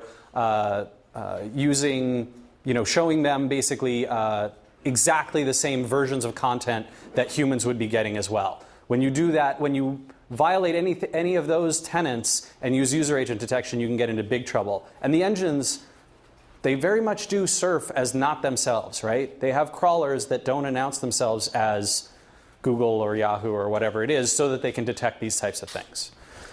You can also do user agent plus IP reversal, which can be handy, right, to try and figure out, is that really Googlebot coming to my site? I actually prefer over IP reversal, and I think the engines do too, right? Google says, if you really want to verify that it's us, do this. Do a DNS reverse lookup, right? And they've got their blog posts on the Google Webmaster Central blog on how to verify Googlebot for being who they are. The thing that I'd be careful about with all of this is, again, if you're doing this sort of a system, you have to be doing it in very, very white hat ways. Otherwise, you're going to get into trouble. JavaScript and Flash execution. A lot of times, sites will require JavaScript or Flash in order to view content or see what's going on in a site. When that's the case, you're showing different content to engines versus users. But it's okay, right? It's okay to say, we require that you have this plugin or you have this feature to see this type of content. And the engines, generally speaking, have no problem with this. The problem that we have with it, of course, is that content doesn't get indexed, which generally speaking sucks. But if you want to provide, a Flash version and a non-Flash version, basically detecting, hey, this person can't support this, I'm going to do this, you can do that. I think one of the companies that does some significant work on this front is Nike, who has their completely Flash-based site, and yet they have sort of an underlying HTML version that only the engines are seeing. And if you want to look into that, you can. I would never recommend it to anyone but Nike. I don't think anyone could get away with that sort of thing on a general basis. What about cookie detection? Cookie detection can be one of the best ways to do it. It can be frustrating, though, to build a technical system for cookie redirection. And Nick and I worked out this little pain in the butt system for how you do it. So, visitor lands, and we say, does the visitor have the cookie? Yes, they've got the cookie. Okay, they stay on the page. Fine, good. Well, if they don't have the cookie, we're going to redirect them to a page that drops, right? That checks for the cookie. JavaScript detects the cookie's presence, and we drop it. Then asks, does the visitor have the cookie? If they have it, they go back to page A. If they don't have it, they stay on page B, or they're 301 redirected to wherever they want. The pain in the butt about this is you have, first off, a 301 loop, right? So I might recommend making this a JavaScript redirect, actually, rather than a 301. And the second problem you've got is that the engine has to go through 2 layers if you want to send them to the right places. So it's not entirely ideal, but it can work, right, in particular segments where you really, really need this sort of a system. Generally speaking, what we do is detect for a cookie. If you have the cookie, we send you somewhere else. If you don't have the cookie, you kind of stay on that page, or you get 301 somewhere. So that way it's only a single redirection system. In terms of cookie detection being usable, there's a few times, right? When something should only be accessible to members, that's a good time to use it. Or if it requires human input before providing content, and a lot of sites do this, right? I think I pointed to wine.com, which requires you to enter a zip code so that they can tell you whether they can ship to you and what the price is going to be. I think Home Depot does this, right? All of this type of stuff. And that's okay, right? The engines are cool with you saying, oh, it looks like you're not a bot, you're coming from somewhere. We need to have that human input before we provide you with that information, right? If you've got tracking parameters that are only applying to human visits, cookies can potentially be a good way to put those tracking parameters in and monitor what they're doing on the site, rather than putting it in the URL, which creates, again, duplicate content. Some other methodologies you can, if you want, buy these IP lists off the web of where supposedly Google, the only IP addresses that Google crawls from. I don't know. In my opinion, you really shouldn't use these unless you're doing gray and black hat stuff. Those IP lists IP cloaking is just a dangerous way to go in general. I don't really recommend it. The reason that folks in the black hat world like it is because then even when a Google engineer visits from the Mountain View office or the Dublin office or the North Carolina data center or something, they think, oh, well, they're not going to be able to see me. They all go home at night. They work from home, they work from laptops, they work from conferences. You're not going to be able to catch every IP address that a Google engineer could possibly come from, at least not forever. You can monitor click behavior as well to kind of detect for bots. This isn't a good way to cloak, but it can be a good way to identify, hey, that's a spider versus that's a human. You can obviously do combinations, and you can check if someone requests robot.txt, right? If the first request to a domain is robots.txt, chances are that's going to be a bot, right? So if you want to just detect for bots, that's the way to do it. All right, some white hat cloaking in intelligent ways. See, it's Homer with it. He's graduated from something. So Slate.com has this pagination issue, right? They have next, and then there's a view as a single page version, all that kind of stuff. And you can see that Google has 6,000 odd results with those page num parameters in there. This would be a great time for them to say, oh, you know what? Not only are we going to no follow those, but if Google requests that page 2 or something, we're going to send them back to that view as a single page, or we're going to make that the default for engines. And lots of good sites do this type of thing. Amazon has this problem with their iPod pages, where basically they are running through and finding that, hey, old iPods are the ones that are ranking in the engines, ones that we don't carry anymore. They have 2 options there. Number 1, they can 301 those iPod pages, right, back to the right places, or they can potentially say, hey, you know, if a human being clicks through and is trying to find this through our search results, we're going to show it to them. However, if it's anybody else, right, if it's anyone from an external site or a first click or anything like that, we're going to 301 it to potentially get that iPod juice flowing to the right pages, maybe our top level iPod page. The session IDs, bio1.com has this problem with massive numbers of session IDs. You can see in URL session ID, 265,000 session IDs. Session IDs, easy thing to strip out, easy way to cloak cloak, conditionally redirect, right, in successful ways. Cookie requirements, right? So if you have, right, before you can shop online at Fluvlog, you've got to have cookies enabled. This would be a good time for them to maybe shut this off and say, oh, you know what, I recognize that you're a Google bot. You should probably be able to crawl our stock of shoes even though you don't have cookies enabled because you're a bot, right? And that's technically speaking cloaking, because if you're a human, you're getting this message, but good way to do it.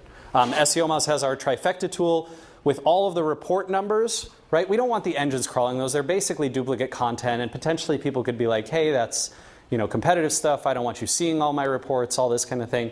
So we just take these and we conditionally 301 redirect them. If anyone links to them, the only people who can see them are people who are logged into SEOMOZ, right? If you're logged into SEOMOZ, you can see the report. If not, you're 301 back to the trifecta, the home page of the tool. All right, some key takeaways, last few bits.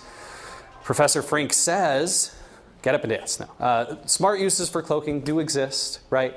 And there are smart users for doing it, not just for SEO, but user experience as well. The engines aren't automatically banning everyone who does these type of things. However, I think you have to be very smart about this, right? You've got to say, okay, I really know what I'm talking about. I'm at this expert level. I can do this level of cloaking intelligently, and I've got experience here. I can point to other sites that are doing it well and doing it legitimately. Otherwise, don't ever do cloaking needlessly. Only do it when you really, really do need it. And there are times when you do and times when you don't. All right.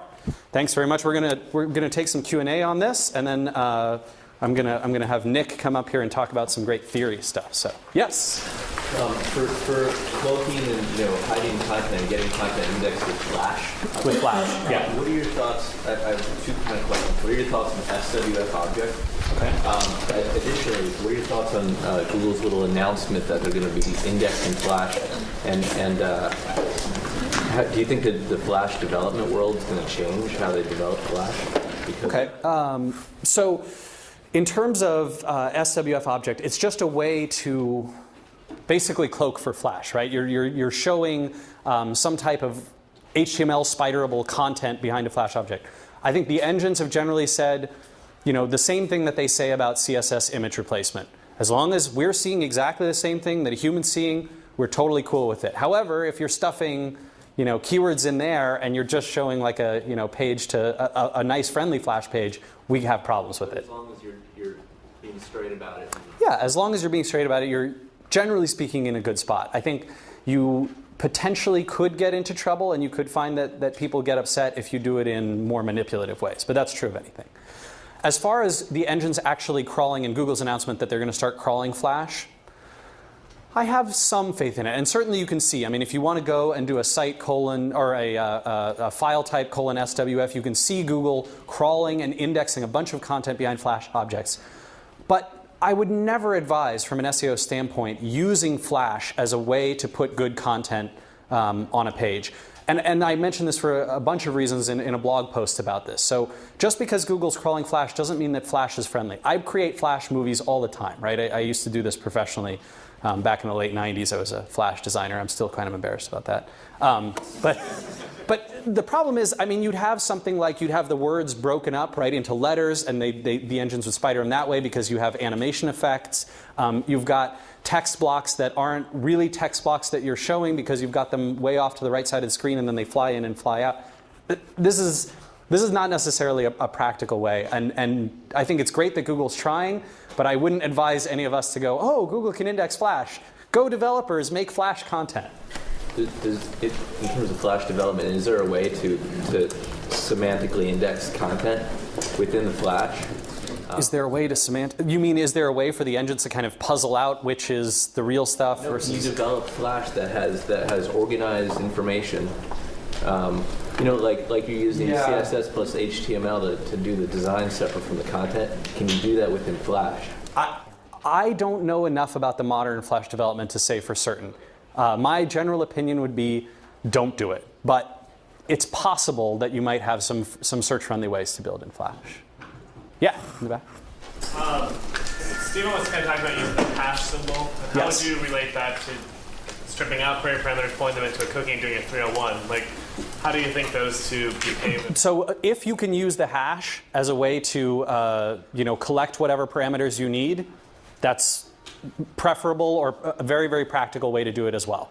Either one. So if you want to say, hey, we want to strip out the session ID variables, right? Yahoo, whenever you do anything at Yahoo, they have that YLT parameter. And they just 301 all those YLTs back to the original version without the YLT. And this is perfectly acceptable, right? The same thing is true with the hash symbol. If you just want to have the hash, it means that you don't have to do any 301 redirecting or any conditional redirecting like that. So yeah, that gets used in AJAX applications. Yeah, that's true. The hash symbol for AJAX can be handy. Well, of course, then you get into problems with how AJAX doesn't actually link to the content that it's creating. But yeah. Yeah, Lauren. Have you done any internal testing, making little mini Flash sites to see if you can make them stick in the index and rate? Yeah, I mean, we actually had, I had an old cheat sheet, an SEO cheat sheet from a conference, I think in San Jose in like 05 or 04 or something that I'd made.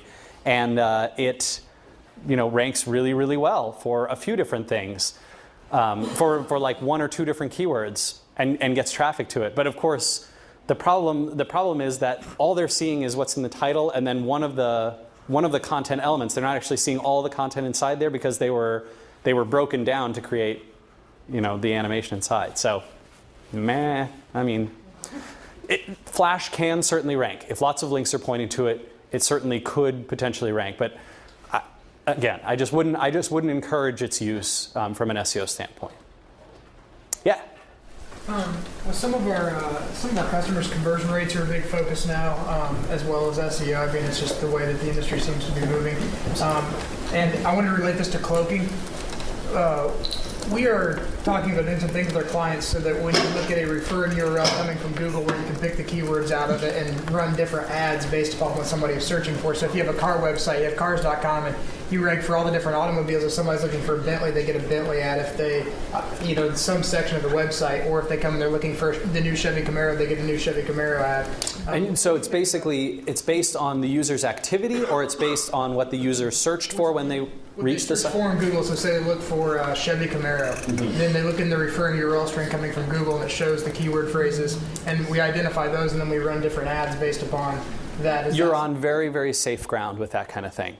You really are. Because basically what you're not swapping out content types of stuff for engines versus humans, and you're doing it based on where the human came from, right? Potentially, if a bot were to follow that referrer string into your site, they would actually see that as well. So you're on, again, really safe ground with those types of things. Same is true of conversion rate testing, right? I mean, Google has their website optimizer product, which literally does cloaking. It's like they built a cloaking product, and now they're giving it to you for free and telling you cloaking is bad. You can see how agitated and frustrated I get about this, right? But the idea is the same. So if you're doing it for multiple humans, right, and different people are seeing that different content, it's okay to show that as well. Yeah.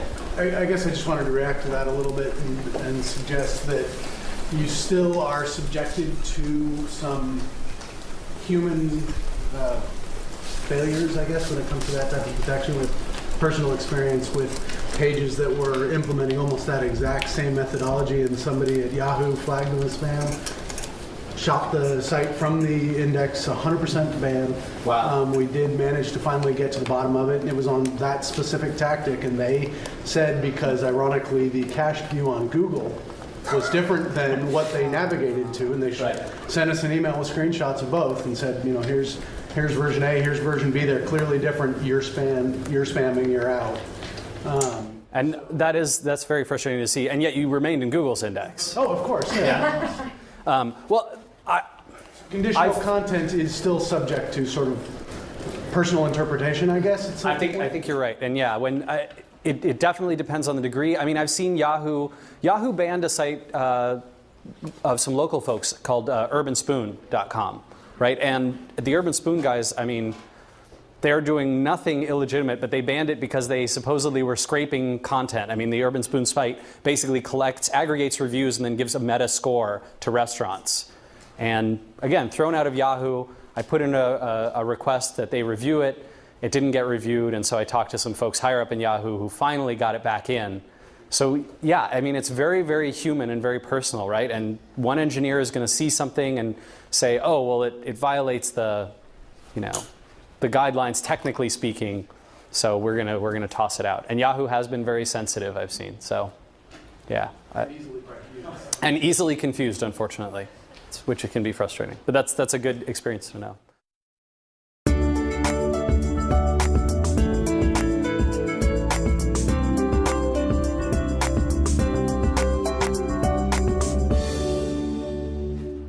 Okay. So. When Rand asked me to do this presentation, he had a different title than this, and I asked him to change it to something more appropriate. And this is what he came up with. And still, I'm not actually, an SEO. I don't know much about white hat websites, right? So I thought, oh, well, I know something about search engines, right? I studied them. I spent sort of the last 5 years on and off doing this kind of thing. But I actually never worked at Google, Yahoo, or Ask. I was at Microsoft for a while, but not in live search. So we're going to think about how these black hat tactics would impact my search engine if I was going to do one.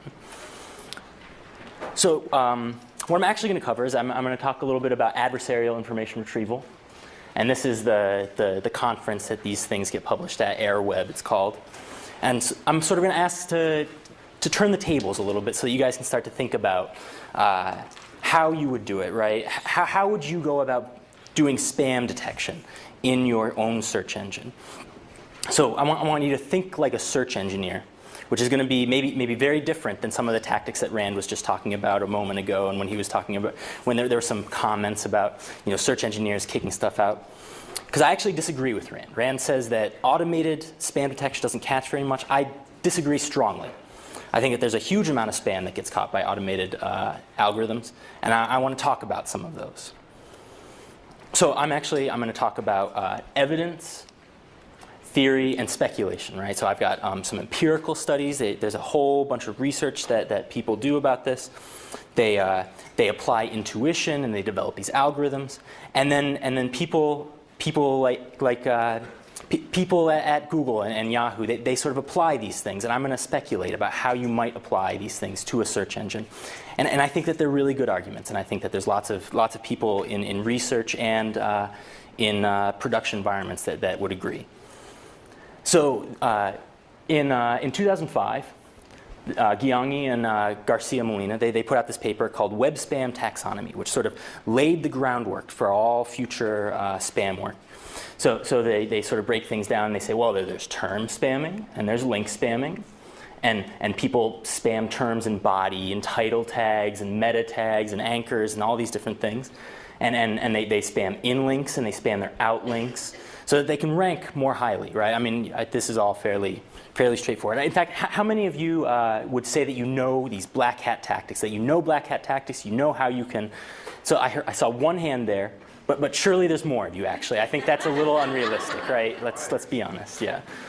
So these researchers try to figure out what you guys are doing. And I think it's really interesting because I feel like all of you are trying to figure out what they're doing, right?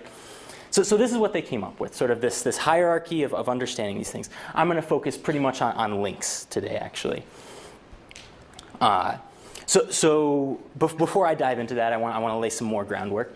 In 2006, this guy Castillo, who's actually now at Yahoo Research, he did this Web Spam UK 2006 data collection, right, where he got about 80 million pages with tons of links, and he collected these, he's crawled it, he's made it publicly available. In fact, he calls it the first publicly available web spam collection. You can actually go to this URL, download it. It basically calls out what are the spam sites and what are the non-spam sites, what are interesting things about spam sites, and all of that stuff. And he's done this again in 2007. So if you're really interested in this and you have like a gigantic hard disk that you can store this on, you could download this. But let me see if I can distill out the really interesting pieces of it. So in 2002, I want to talk about how much spam there is, right? And why I have to be right and Rand has to be wrong. And I think that numbers are in my favor. So in 2002, Microsoft Research did a study, and they said, oh, there's 7% spam. And in 2003, they did it again and said, no, there's 8% spam. In 2004, this guy Gyeongi, who we met earlier, the web spam taxonomy guy, he said, no, there's 18% spam. And then Castillo put out his web spam UK 2006 data set and said, no, there's 30% spam. In 2008, I wrote a blog post. I actually had Danny go out and crawl. He clicked on links for the whole web, and he found that there's 40% spam. Not exactly, but we got a pretty representative set of URLs, and we looked at them, and there was 40% spam, right? And so if Google would have you believe that there's 1 trillion URLs, 40% of that's a lot, right? I mean, how could possibly search engineers be looking at all of them? I think that that's just wrong, right? You can see that there's an upward trend with time, and it's going to continue to grow. So there's always going to be algorithmic methods, and there's always going to be automated detection here. And so one of these methods that they use are statistical methods, right? They look at distributions, and they say, oh, everybody's doing this except for the guys that are doing that and the guys that are doing that. And what are they doing, right? And that's sort of the idea here. So we do this and we look at all these different features. So for instance, domain names, right? And I wrote a little blog post and a little spam checker tool. And actually it does really well, but it doesn't do really well on anything that anybody puts in. So it makes me look really bad. But I promise it does really well, right? So it turns out that long domain names, and I'm talking about 200 characters in your domain name. Just think about that for a minute. That's a little ridiculous, right? And dots, if you've got lots of subdomains, I mean, do you guys do that? Do you guys have like 8 levels of subdomains? No, that's weird. That's not normal. And dashes and digits and loading it with keywords and things like that. The vast majority of these things are spam. So that's one feature that people look at, right? Domain to IP address, right? And this is the idea of if you have a subdomain for every single blog post on your blog, it turns out not many people do that, right? So 67% of IP addresses serving more than 10,000 domain names are spam. The vast, 2/3, a majority, a strong majority. And that's all these people over here, right? So these people are probably spammers. And you cut them out and you're okay, because actually there's not actually valid content in that other 1/3 of these, right? So it's sort of that the whole Jane and robot thing, right? The robots want to cut it all out because it's mostly spam. And Jane doesn't want to go there because Jane doesn't want to have to browse to a different subdomain for every post, right? So outlinks, if you've got your page and you've got 1 million outlinks on a single page, that's a little weird. The search engines see that and say, this is junk. I mean, it's not just probably spam, but even if it's not spam, it's junk. So let's just cut it out of the index, right? And it turns out that there's a huge spam farm that has about like 1,000 or 10,000 outlinks on every single page. And that's what these guys are here. So those guys are spam too. Similarly with inlinks, this one's a little harder because actually inlinks are really good and you guys are all trying to get them, and having like 1 million inlinks is a really good thing. But there are still outliers here, right? I'm not saying you can just look at this and say that that's enough. But if we have more time, I'll go back to some of those things. But really what we're going to do is we're going to combine all of these things together, right? We're going to say, oh, you've got your domain name is really suspicious. You've got a ton of domains on a single IP address. And you don't actually, you change your content over completely for your entire domain every single week, trying to optimize for the latest keyword, the latest profit center, right?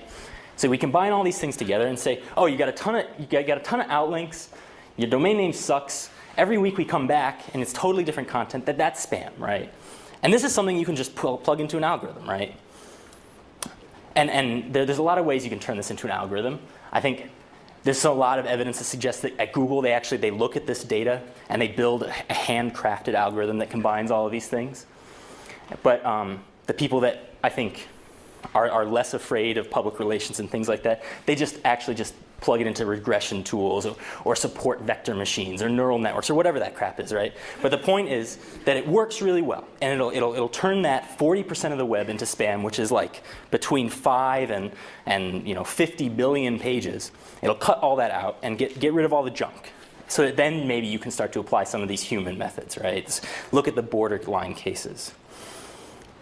So we looked at a lot of features, right? Domain name features, variance in content across space, meaning how much variance is there page to page on a domain. So if every page is the same content, that's junk. If every page has the exact same number of words, that's also really weird, right? I mean, and I think Rob Carey at the last SMX Advanced, he suggests, oh yeah, I put all these pages and I just swap out the words. The word counts are still the same, so it still looks like duplicate content. So it's a little bit more complicated than just different words, like having different number of words and things like that. Across time, like this is a week-to-week change. If every week it's a totally different content, that's weird. If it never changes, that's probably okay, but maybe that's weird too. But there's linking patterns, there's relationship between all these things, and then relationships between pages, right? So you can think about, well, if you've got really, really high page rank, but there's only 3 people linking to you, how did that happen, right? That's a weird thing, right? So we can think about all these the way that these metrics relate to each other. And if we have some time at the end, maybe I'll go back and show you some more of these things. So what does this mean for you, right? I think you do want to stand out from the crowd, but you don't want to do it by looking like a spammer, right? I mean, you think, oh, well, no one on the web has 1 million links on their page. I'll have unique content and people will link to me. So the guy that has 1 million links on his page, no, that's a bad idea, right? That's terrible. I mean, that just doesn't make any sense. And you want to know what the gray areas on these things are, right? Like is it okay to have 100 characters in your domain? Yes, it is, but I mean, use your own experience, right? Does that make sense? I don't think it does. And like I said, I'll go back to some of these things. I don't actually like the statistics stuff. But I do like this idea about relationships between pages. I think that's really fascinating to me. And I think Google has PageRank, and that's exactly what PageRank is it's about relationships between these pages. So we can actually build on that. We can apply some intuition and ask, what do we know about clean sites and what do we know about spam sites? Well, one thing that is probably true, I mean, it's not always true, but is often true, is that clean sites don't endorse spammy sites very much, right? I mean, that's kind of, if a site is endorsing spam, it's kind of spam too, right? It's not a clean site, sort of almost by definition.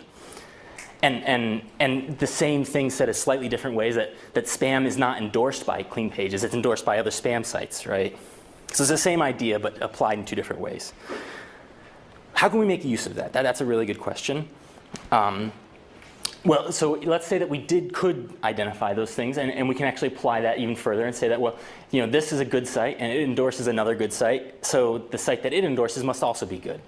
And this is a spam site, and it's endorsed by a spam site, so whoever's endorsing it is probably also spam, right? So we can sort of extend this first intuition with a little bit more insight. The way that we can apply that in practice is very similar to what PageRank does, right? I mean, PageRank thinks about who's linking and endorsement and all of these things. So it sounds like we've got the right groundwork already laid for us, right? So how many of you actually know how PageRank works? And I don't mean the toolbar, I don't mean green fairy dust, I mean the algorithm PageRank about editorial endorsement. And if you say the random surfer, I'm going to kick you out. Because that's just a way to understand it. It's not the actual model of PageRank. So how many of you, given that, are willing to raise your hand? Okay, 2 guys. This is 3, maybe 4 people. Okay, I kind of scared you guys. I think you're much smarter than that. But anyways, let's go through PageRank, how it's going to work. Right. So we've got a web here. We've got some people linking, some bidirectional links. What is it that you guys call reciprocal links? That's right. Yes, reciprocal links here. And you guys. There's a. Yes, I'm sorry. Yes, you people. So. And actually, in my notes that I don't have with me, I use she everywhere because I want to be very sensitive. So anyways, there's a three-way link trade here. So the way that I think about PageRank is everybody starts with a vote, right? We all have a vote, and we can distribute that vote by using our links, right? And if you link more, you have your link is distributed amongst all those people. And if you link less, that one link is very strong. So this is the way I think about it roughly. And what we can do is we can think about, oh, well, now what happens? This guy is endorsing these two people. So maybe they get more vote now because they've been endorsed, right? And then when they go on to endorse people, that endorsement is even stronger than it was before. So that's roughly PageRank. So Gyeonggi and all of his friends in 2004 have this algorithm called TrustRank. And there's some Yahoo paper that's floating around somewhere that also is called TrustRank, and that's not TrustRank at all. This TrustRank is really taking PageRank and asking the question, what if we already know of some very highly trusted websites? We don't know anything about most of the websites, but this guy and this guy are both very highly trusted sites. These are sites like some .gov sites or a few .edus. I understand a lot of .u. Maybe there's some spammers out there that go after some of these .edu sites, but a lot of them are very good, right? So we want to sort of give them votes and not let anybody else vote. You can't vote until you've been granted a vote by these highly trusted seeds. So we go on, and now these guys, they propagate their vote, and this guy suddenly has a lot of voting power. So does he. And I mean, he's accumulated some extra because not only is he a trusted site, but there's another guy that's saying, yes, in fact, this is a trusted site. So we started with 2 people that have votes, and now we have 4. And it would continue like this until all of these people have some amount of voting power. And that's the final rank. And so it's very much like PageRank, except that only a few special people get to vote. And we think about how they get all ranked. And this works out really, really well. But not perfectly, because you can go to .edu sites and put your little post on the, oh, what do you think about this? Or do you want to post your link here or whatever? And you can spam that. And then suddenly you're this guy now. And oh my God, you're 1.3, you must be really trusted. So it doesn't work perfectly. So these other guys, Krishnan and all of his friends in 2006, I think that was a couple years later, they said, well, let's think instead about how these guys are voting. Let's think about who voted for these guys, because these are the spammers, right? And we can find a few of them. It's fairly easy, right? We've got all these statistical methods that find sort of people that are obviously spammers. So let's take those, and maybe that's, a few thousand, a few 100,000 sites that we were able to identify this way. We've got these seeds now, and what we're going to ask is, who gave them a vote? Like, who was it that endorsed these guys, right? Because if they're getting a vote from some people, those people must be bad too, right? So we sort of run this in reverse. We say, okay, well, this guy, if he had a 1, he must have gotten some from there and some from there, right? And we don't exactly know how it came. So let's just, run that backwards and say, oh, well, if he was a 1, then we'll give this guy a 1 because he gets linked to. And we'll give this guy a 0.5. And then this guy is going to give him a 0.5 too. And now we've got this guy's bad and that guy's bad. And these guys still look pretty good, right? And that's probably the case, right? I mean, both of these guys don't link to anybody except for spam sites. And we've identified them as being spam. And that works pretty well, actually. It works even better than TrustRank. And there's all these empirical studies that say if you use this method, you can sort of basically obliterate all of the spam from the first 3 or 4 ranks of PageRank, which is incredible. I mean, that's huge. That basically solves the problem. More or less, right? I mean, I'm talking about statistical averages, and there's billions of pages, and we can get out, 500 million of them, and that's great. So we just talked really briefly. Let me go back real quick. So is everybody sort of on board with the whole PageRank thing? We'll go back in time a little bit.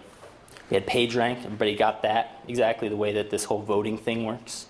Does that make sense? Okay. And then we applied it to TrustRank and said, oh, well, if people have votes, it really depends on who starts with the vote. And if we choose people that start with the vote, we can elect even better people. And then we went to anti-TrustRank and said, well, if there's spammers that are getting promoted, who's promoting them? Who is it that's linking to them? So we ran that sort of backwards and got some people there. So really quickly, we can think about what PageRank means in TrustRank and anti-TrustRank, right? So PageRank measures global importance. everybody gets a vote. We're going to identify who's getting voted for, and that's sort of a global importance or global authority. And this is how the literature talks about it in terms of authority, right? And importance or authority flows forwards. If you are important and you nominate someone else, that they're important also. That's the theory there. With trust rank, we're measuring global trust, right? And again, trust is also going to be flowing forward. So if I'm trusted and I nominate someone else to be trusted, they're now also trusted. So it flows forward. And with antitrust rank, we're going to measure sort of global spamminess, and spam flows backwards. So that's the weird one out, right? So trust and authority, we're flowing forwards. Spam is flowing backwards. I'm spammy. Who's ever nominating me, who's ever's endorsing me, I now am able to push my spamminess back towards them, right? And the reason that I like these, I guess, so there's the Google bowling, right? And Rand told me all about doing Google bowling. Sounds like he's pretty black hat in his youth. But anyways, so with Google bowling, you could get a spammy site and link to other spammy sites. Is that right, roughly? Am I characterizing it correctly? The concept is that you can toss people out of the index by linking to them with really bad links. Yes, but notice we've solved that problem here, right? You can't toss someone out by linking to them, and that's what these really take on, right? They apply the lessons learned from the past in a really creative way, and so that's why I like these. And I'm not saying that the search engines are using these, but they've got to be using some kind of this intuition because this works so well, right? And there's all these empirical studies that say it works so well, and it uses such basic intuition. I mean, almost goes back to the basic definition. Let me go back a few slides here, right? That good sites endorse other good sites, and if this guy's been endorsed, he must be a good site because this guy was a good site, and then whoever he endorses must be at least sort of good, right? And spammers are endorsed by other spammers, right? It's almost a definition of trust and spam, right? So that's why I like these, and that's why I argue very strongly that you should think about links as an endorsement. And we hear this all the time, right? I think that you talk to any search engineer and it's like, oh, a link is an editorial endorsement, right? So you really want to ask the question, who are you endorsing, right? I mean, if you're good and you link to other good people, that's good for them. But if you're bad, let's see. Now I think that the not importantness must be backwards on this slide. But the point is, let me just go back here, right? Spam is going to flow backwards. So if you're linking to someone that's bad, that's bad for you. And so you should think about who you're endorsing, right? And if you're linked to someone else, it doesn't really matter for them, right? Unless you're already really good. So if you're a spammer and you're trying to get someone knocked out, I don't think that that's going to work very well. So if you're interested in some of these things, there's lots of references, and you've got them in your slides, and you guys probably don't really care about that. But there's tons of stuff here. I guess the important thing that I do want to point out, one really interesting fact here is, so we've got people from Microsoft, we've got people from Yahoo, we've got more Yahoo. I think that this is this guy worked with Castillo at Yahoo. I think these might have been Microsoft people, but no one from Google is publishing any of these papers, and I'm really disappointed about that because it feels like they should be doing all of these algorithmic things, but they're not, and that's very shameful. But you have all of these guys from Yahoo and Microsoft that are publishing these papers, and I think you can take a look and see what they're doing, because surely some of that's flowing into the search engines too. So you don't know if they're doing this, or you do know that they're doing this? I'm not from the search engine, so I don't know what they're doing at all, right? So what I'm asking you to do is apply some intuition and think about correlations. And I mean, so Google has this machine translation system that's all based on statistics, right? I mean, they just plug into their data set and say, oh, well, this word follows that word, therefore, that's the right way to do it. And spelling is done the same way. So they're definitely using statistics. How can they not be using statistics? That's the argument I'm making there. And with this spam and trust rank thing, I'm not saying that they're using trust rank, the algorithm, but they have to be using that kind of intuition, right? Because I mean, sort of the definition of trust and spam is all about, at least in the context of links, is exactly this, right? Is about, good site links to other good sites and not to spam, and a spam site is linked to by spam sites and not good sites, right? So that's what I'm saying. Does that make sense? Okay. All right, so I guess there's probably some more time left. Is that right? I didn't ever start my timer, so I don't know. Yeah, so we can actually go back and I can show you some more of those interesting statistics. I know they're so great. But I just wanted to point out here, so this is word count variance, right? And this is, you've got a domain and you've got lots of pages on it, and how many words does each page have? And everybody falls here except the people that fall here. And there's a ton of these people, right? And they don't have any word count variance. Sorry, what's word count variance? Word count variance, so that's an excellent question. Yes, so suppose you've got a page with, let's say 300 or 400 words on it. You got another page with 300 or 400 words, and you got another page with 300 or 400 words, and they all have 300 or 400 words on them. That's very low word count variance, right? But if you've got a page, that's about your about page, and it's very different from your blog pages, and maybe they're going to have lots of high word count variance, because the one will have 200 words on it, and the other one will have 3,000 words on it, right? So, anyways, if you are a spammer and you think you can just launch a domain and make sure that you try Rod Carey's trick. I think Rod Carey actually wanted you to do it on different domains, which is clever. But if you do it all on the same domain, it can't work. I mean, it's so easy to detect, right? I mean, you can just think about, there's this huge spike here and then nothing in between. Nobody has that, So, and again, if you've got the whole web in your index, you can do these things. So these are all, it's interesting to think about these features. So Nick, let me ask you a quick question, which would be, it sounds like from what you're saying that all of these statistics are pointing to places where people spam. So you're saying, in essence, these might not be exactly the methodologies that Google or Yahoo uses to kick those things out, but they're certainly using some methodology. Yeah, they're absolutely using some methodology. I mean, they have to be, right? I mean, because we just saw that, right? The prevalence of spam is there's almost half the web is spam, right? So yet, clearly the indexes are very clean. That's right. Yeah. And so whatever those things are, you're telling us don't do these things that spammers do. Yes, that's right. Yes. I mean, I think you definitely want to differentiate yourself from the spammers. And if you do have things that you're doing that I don't know. I certainly don't endorse spammers, but I do endorse doing things well. And so if you want to be a spammer, you certainly don't want to do it obviously. You can take that for what it's worth, I guess. But I mean, it is interesting to think about. If you are going to launch this, some new domain, and you've got a bunch of template pages because you're going to fill in the content later. That seems like a terrible idea, right? Because if it's all the same content, or even if it's if it's all lorem ipsum, right? And you take I'm going to take the first 1,000 words of lorem ipsum and put it here, and the second 1,000 words and put it here, and then the next 1,000 words and put it here, just as placeholders or something. Wow, this thing's and you're going to put them all on the different pages. That seems like a terrible plan, right? If one of your developers comes to you and says, "Gosh, let's do that." No, don't do that, right? And or if one of your developers wants to have well, just random Markov chain generation stuff, and every week it's different, or every time you visit it, it's different. That also sounds like a really terrible idea, right? Because if it changes every time the browsers come here, I mean that's what this graph here is showing, right? So the idea here is the week-to-week change. Think about it that way. So I guess. Then they number it really weird, but this end is complete change and this end is no change. I mean, everybody changes a little bit, but not everything every single week, right? So if you've got, I don't know if you have to sort of figure out. Like I said, I'm not an SEO, but if you're a spammer, maybe this would be useful because you don't want to change the content completely for every page view, for instance. That's just crazy.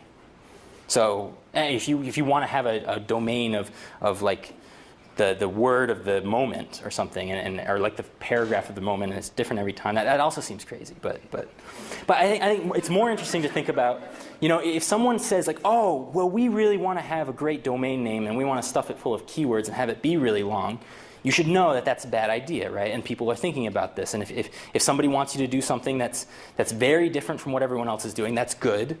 But you should think about who else is doing it that way, right? And that's kind of, I guess, what I'm arguing here. But mostly this is just a theory presentation also, so. Anyway.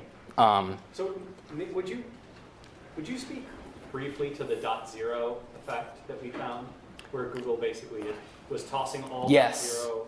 Yeah, so Yeah, and that's a good point. Maybe what you can take from this is less about what these particular features are, right? And I have a list of some of them right here. But more about anything that's weird. Like sort of we had this .0 page or a domain name. Was it something like that, right? We ended it in .0, right? And we're like, oh, we'll be clever and we'll have this thing be called Web 2.0, right? And well, it turns out most things that are .0 are not valuable content, right? I mean, the vast majority, perhaps, right? We found, a half dozen things surfing around, but we only found a half dozen things, right? It wasn't, yeah. So you really, when I say here, do stand out from the crowd, I really mean don't stand out from the crowd, I guess. You really do want to be just like everybody else, And so that's absolutely correct, right? That the .0 effect was I'm sure it was just a statistical variance, right? That they're like, oh, well, here's the distribution of number of times that we see this particular extension, and it's all junk. So let's just cut it out of our index, right? And they do this over and over again. And there were some things that got away, right? Didn't we find a Wikipedia article that was in? Oh no, we found a Wikipedia that was out. But Yahoo, but yes, that's right. Yeah. So they're all going to apply these things differently, but. So everything that had .0 was eliminated? Yes, that's right. Google had eliminated every page that ended in .0, and that's because it was all worthless content, it was all spam, it was all random generated things to subvert the engines and all of these things. So think about these things, right? I mean, someone says, oh, let's have this page be called Web 2.0. That's weird. And then you could run like a site /.0. Yes, that's a great idea, right? So you can actually look for people that are doing that. And that might be a wise move, right? You want to know who else is doing this, right? And see if there are other people that are doing these things, and are they doing it for good or for evil? And if they're doing it for evil, don't do it. So that's the basic argument there. Yes? CMS programs and platforms that have content limitations, you're talking about consistency of the number of words on a page. There are a lot of CMS and limitations that will, if you're trying to get keyword-rich content on every single page, but you have, say, a limitation of 255 characters or 1,500 characters. So you're on the whole page, you can only have 255 characters. Well, maybe in a content area on a page. I see. Yeah, I guess I would be less worried about that. These are like they actually count the words on the whole page instead of just in a content area. But that could certainly be risky. I mean, you should also apply these. There's two important things that you have to do for these statistical things. You have to identify things that not many good pages are doing, and bad pages have to be doing it too, right? So that's the important thing. And so if you've got a CMS that only allows you to have 255 characters in this content area, well, there's lots of legitimate reasons that you would do that, right? And I mean, presumably this is a fairly mainstream CMS. Is that fair to say? Yeah. So I mean, if it's only letting you do that, then that's probably okay. Well, so one example of something that would have a very low variance is Twitter. Yes. Because they cap that, and they're clearly not going to dump that out. Well, actually, some tweets might be pretty low value, but yeah. But I mean, so remember, we do want to combine these things too, right? I mean, if it's a page on, are they actually hosted on Twitter, or are you saying that you're republishing your Twitter feed? Twitter.com/ username / the actual ID of the tweet it has a character limit of whatever it has, 140 something characters. So in our little algorithm that we have here, right? Let's say that we change this one to the word count variance, right? So clearly very low word count variance, right? Because they limit you to a certain number of words, and maybe every tweet has that number of words, right? But on the other hand, there's not a ton. Well, that may be true actually, but the suspect domain. I mean, Twitter's a fairly well known domain, right? So they're not going to cut that stuff out. That's exactly right. Yeah, you want to think about how all these things combine. I mean, and maybe that's a good threshold to think about, right? If you're doing this weird thing, and you're doing this weird thing, and this weird thing, and this weird thing, and you're not doing many normal things, and some of those things are not done by a lot of other people, and there are some spammers that are doing those things, and that seems like a bad mixture of things to do, right? So, yes? So you mentioned earlier that linking to a bad site, if you're a good site, is bad for you. So what happens if you have a site that has a lot of contributed content where people can make profiles, they can make comments on different pages, and they have their site associated with it. Does that mean that it's a best practice to follow all links? I think in blog comments and things like that, that seems like, yeah, you don't want to let that stuff be followed, let them put their website and their profile. Maybe it's better to just follow all of that. Yeah, I mean, I guess at SEO Moms, what we do is you have to be a member of the community and accumulate a certain number of points, and then we follow it. And that, I mean, that helps community participation, and it addresses this problem. But the other thing, you should also think about, how many other sites are you linking to? So this guy is linking to 3 other sites, and if one of them is a spam site, that's okay, right? Because he's got these other 2 sites that he's linking to too. But I mean, if you have a community site and everybody's using your community site to link off to their spam link farms or whatever, then it kind of means that your site is a spam site, right? I mean, even if you do have some legitimate content, if all of your links then point out to spam sites, that's not so good for you, right? And you should definitely think about that. Yeah. Yeah, you mentioned the word translation earlier, and you said that translation is based on statistics. Did you mean translation linguistically? Yeah, what I was trying to make the argument is that Google already uses statistics in some scenarios, like machine translation, like language translation. Yes. Okay, now, clarifying that. Okay, if you look at 2-byte character languages such as Japanese, Korean, and Chinese, they don't have spaces. Right, yes. So you cannot get a word count. The only way to use that then would be to assign kanji that is used in each one of those languages with, say, an identifier of some sort, count the combinations, match against some sort of database. In other words, what I'm saying there, my question is, in, say, English single-byte character-based search engine algorithm versus 2-byte character search engine algorithm, word counts probably can't be used or can be used. Do you have any comments on that? Yeah, no, I think you bring up a good point, and I think that everything I've been talking about primarily addresses the search engines that I know a lot about, and the search engines that a lot of the research is about, which is sort of these more Western languages. But you do bring up a good point. I guess I would argue there'd be lots of other interesting statistical features that you could use for these things. Yeah, and so word count might go away. I don't know.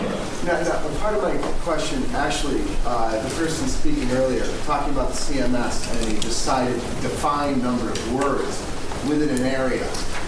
If the word count can't be globally used as a mechanism for deciding what is and is not spam, it would seem that there would be enough exceptions to that rule that it's not that important.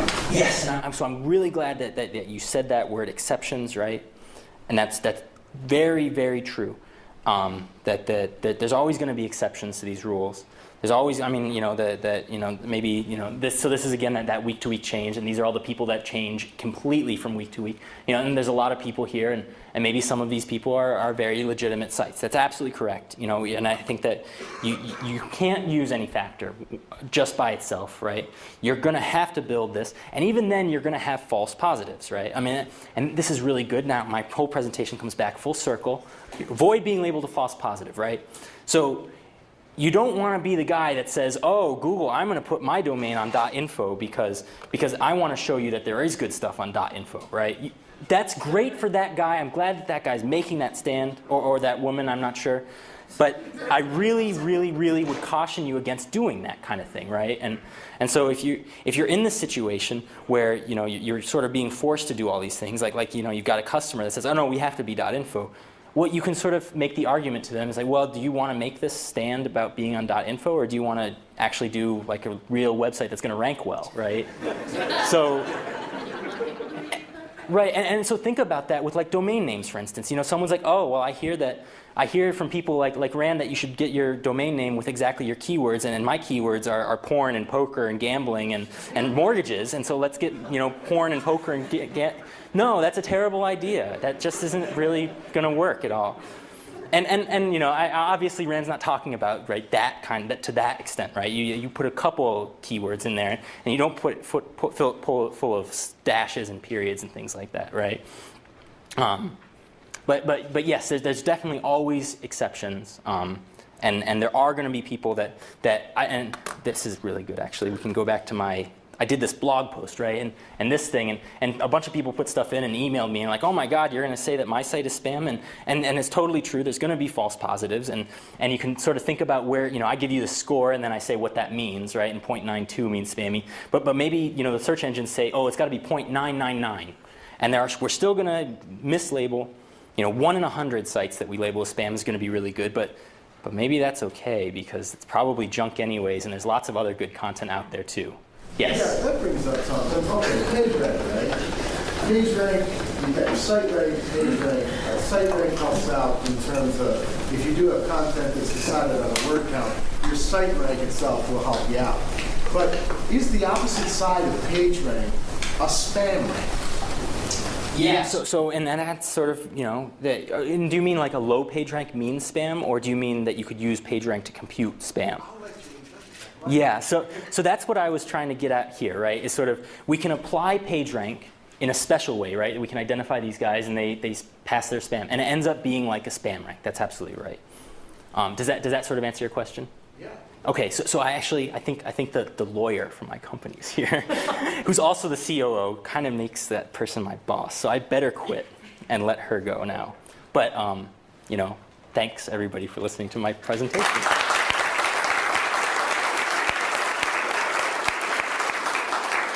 I'll turn it off. Sarah, will you get set up on that? I would like to get started.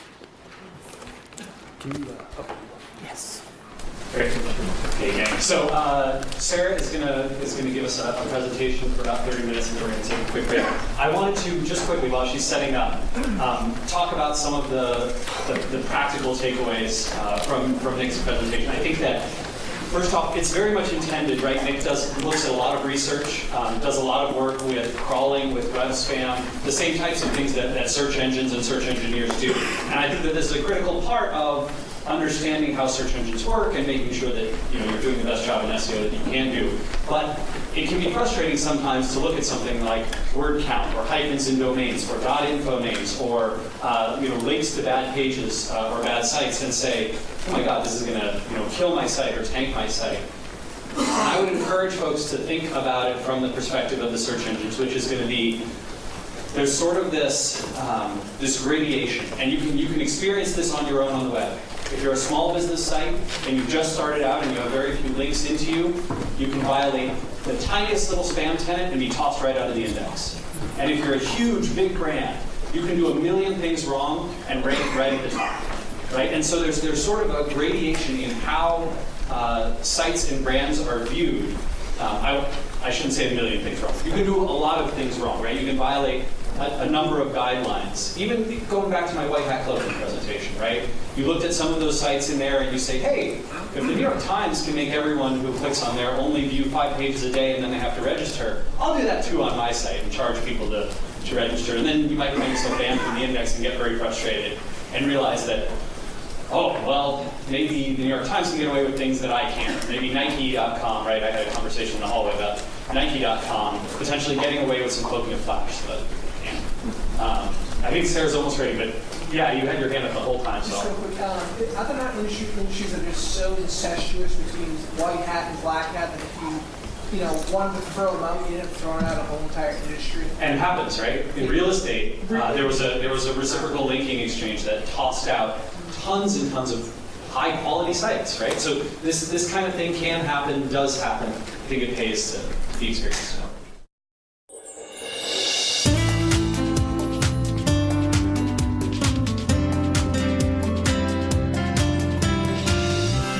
All right, so without further ado, Sarah Bird is SEO Maz's general counsel, and she's also taking on the COO role. But you can catch her every Monday on the blog. She blogs about legal issues. In fact, last night or yesterday afternoon, if you saw, she's been in a big fight with this guy who's trying to trademark SEO.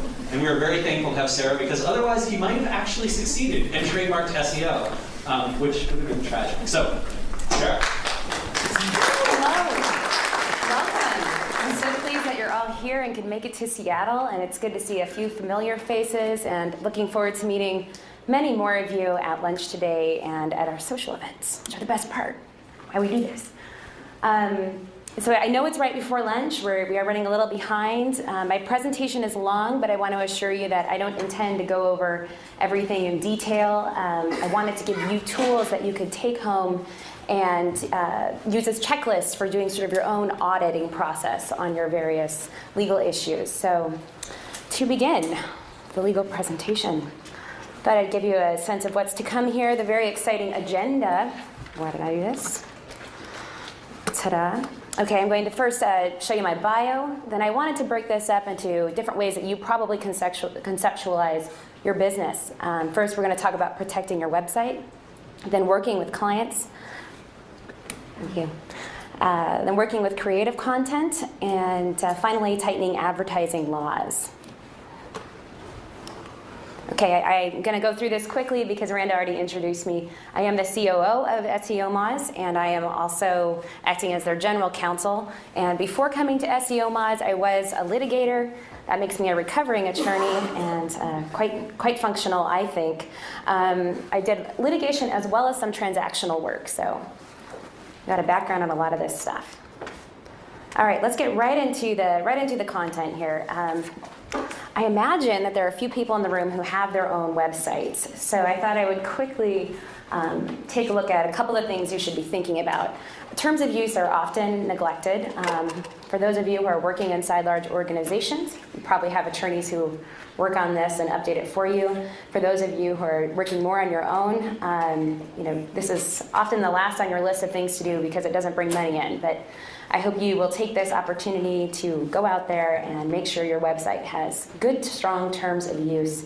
If somebody sues you or threatens to sue you, you can point to that terms of use that you have, that you've reviewed, and hopefully they'll get scared off here. So, and also from a public relations view, it does help you communicate to your users in important ways, what they can expect from you, what you can expect from them. I think many people who on a website have a problem with, this happens at SEO Moz, people coming and saying, hey, you changed my content, or I wrote something and you took it down, and it's really helpful to have terms of use that you can point to and say, yeah, this is why we did it, and this is the objective reason. And it doesn't just become this sort of, well, it didn't sit right with my gut that day. High conflict people that you're going to run into respond well to posted rules. They like that stuff. So it also helps just to negotiate with your users. We're going to talk in more detail about the DMCA, the Digital Millennium Copyright Act, and about the CDA, the Communications Decency Act.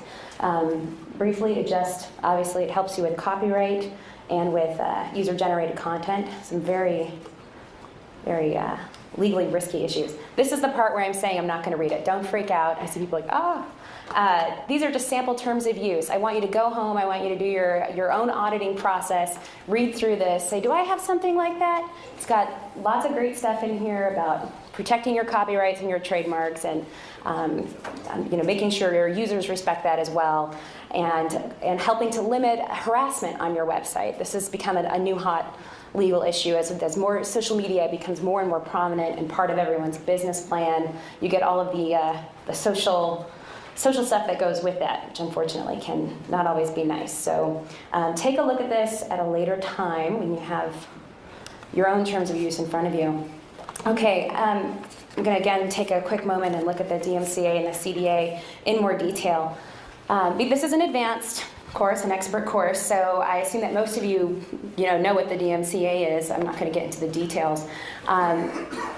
However, even though a lot of people know what it is, they don't often know how to make it work for them. So I wanted to take this moment and remind you that if you have a website and you were going to rely on the DMCA as a way to shield you from claims of copyright infringement, you do need to register with the U.S. Copyright Office. So that's my bullet point number 1 there. Designate a copyright agent to receive takedown notices. It's simple to do. It's a quick letter and an $80 fee, and you just say, in my office, send it to attention Sarah Bird at SEO Moz, blah, blah, blah, blah, blah. And if you don't have a DMCA takedown agent registered, you can't benefit from the safe harbor. So it's important to do that. As well, you definitely want to communicate your policy to your users. That's part of my terms of use. So a lot of you will have that in there already, I'm sure, because you're pretty sophisticated. Number 3, properly comply with the notice of infringement when received. So when you do get that takedown notice from someone who says, you posted infringing content, and you got to take this down, and I'm going to sue you, and blah, blah, blah, make sure you know what you need to do. So rehearse this in advance with the people who are likely to see it. Act promptly to contact the person who posted the infringing content and let them know about it, and take it down quickly. Okay, let's talk about the CDA. This has been a hot topic lately. For those of you who follow regularly the legal news in the field will know there has been some big decisions that have come down and caused mass hysteria among attorneys. In particular, I'm talking about the roommates case that came down in the Ninth Circuit this spring. This isn't on my slide here because I actually don't think it changes your action items. It was a case where the court said, yeah, we know that typically the CDA protects website owners like yourselves from all kinds of claims, like negligence, harassment, defamation. As website owners, we can just be like, hey, CDA, not my problem. The user put it up, And then came this roommates case where they were accused of violating the Fair Housing Act and by asking their users about their gender and their race and their family preferences. And roommates said, we can't violate the Fair Housing Act, it's the CDA. Congress loves the internet. And the Ninth Circuit said, well, they also happen to like the Fair Housing Act quite a bit and said you are not necessarily protected from your users' content on the Fair Housing Act. Now, why isn't this a big deal in an action item? Lawyers have been hysterical about it and will probably continue to be for a long time. We can all relax because the holding is so narrow. The court's decision is so narrowly drawn. It's basically, unless someone in the room here has a housing website where they're matching roommates and they ask questions about gender or race or family preferences, we're all fine. So even though you've probably read a lot about this and are very concerned about the CDA and whether or not you're going to be sued, it's okay. There is really no action item except maybe steer away from the housing websites for a while. And if you have one, be careful what you ask. So you're okay. Wanted to quickly, even though this isn't an expert seminar, I did want to address this persistent myth. There's a persistent myth that if you edit user-generated content, you lose the protection of the CDA. That's not really entirely true. The Congress wants you to edit out what could be offensive, defamatory, harassing content. They want you to do it. So go ahead, feel free to edit whatever your users submit to your website. Don't worry about it. The only exception is don't change like the substantive ideas behind it. If they came in and said, the day is sunny, don't edit and go, the day is raining. I mean, that is a fundamental, you've just completely changed what they said. But if they've filled in what you think is offensive or awful, you can remove it completely, or you can just take out keywords that maybe would be perhaps not appropriate. So don't steer clear of user-generated content because you think you can't edit it. You can, and you probably should. Let's see. Oh, this is a hot case. This is a great case I wanted to share with you. So it's Subway v. Quiznos, the ancient rivalry. So the parties are great here, and everyone has an opinion on Subway versus Quiznos sandwiches. So Quiznos was very clever, and they wanted to do a comparative advertising piece, have their sandwiches hold up against Subway on the theme of meat, no meat, right? Some of you probably remember seeing this campaign. Very, very successful campaign. Now, Quiznos knows that it's a minefield occasionally, can be a minefield to talk about your competitors so directly, but they also know that the CDA protects them from user-generated content. So they just ask their users to basically do their dirty work, make us some videos, some commercials about why our sandwiches are better on the theme of meat, no meat, and we'll post them, and then people can watch, and we'll have a contest. It'll be great. So this is actually, this is a familiar strategy for a lot of people. It's attractive to a lot of businesses, but Subway was none too pleased. So they did sue. They sued Quiznos, and they sued under this false and misleading advertising claim. So everyone is waiting with bated breath. I can't give you a solution on this case. I'm just sort of building the anticipation, and hopefully maybe next year when you come back, I will have an update for you on how this case has gone. But I wanted to flag it for your attention. Obviously the stakes are high, because if Subway succeeds and holds Quiznos liable for the user-generated content, there goes a very effective and attractive marketing strategies that many of you have probably already employed to a certain extent or were thinking about doing. So there is some risk there. It's undecided. I don't want to go too lawyerly and geeked out on you, but the CDA never protects you from copyright infringement or trademark infringement and those sort of intellectual property things. Like, if you violate that, you're screwed no matter what the CDA says, right? So one of the questions is whether misleading advertising is actually intellectual property. Is it a copyright issue? Is it a trademark issue? So we shall see, but watch for that case. I personally am super excited.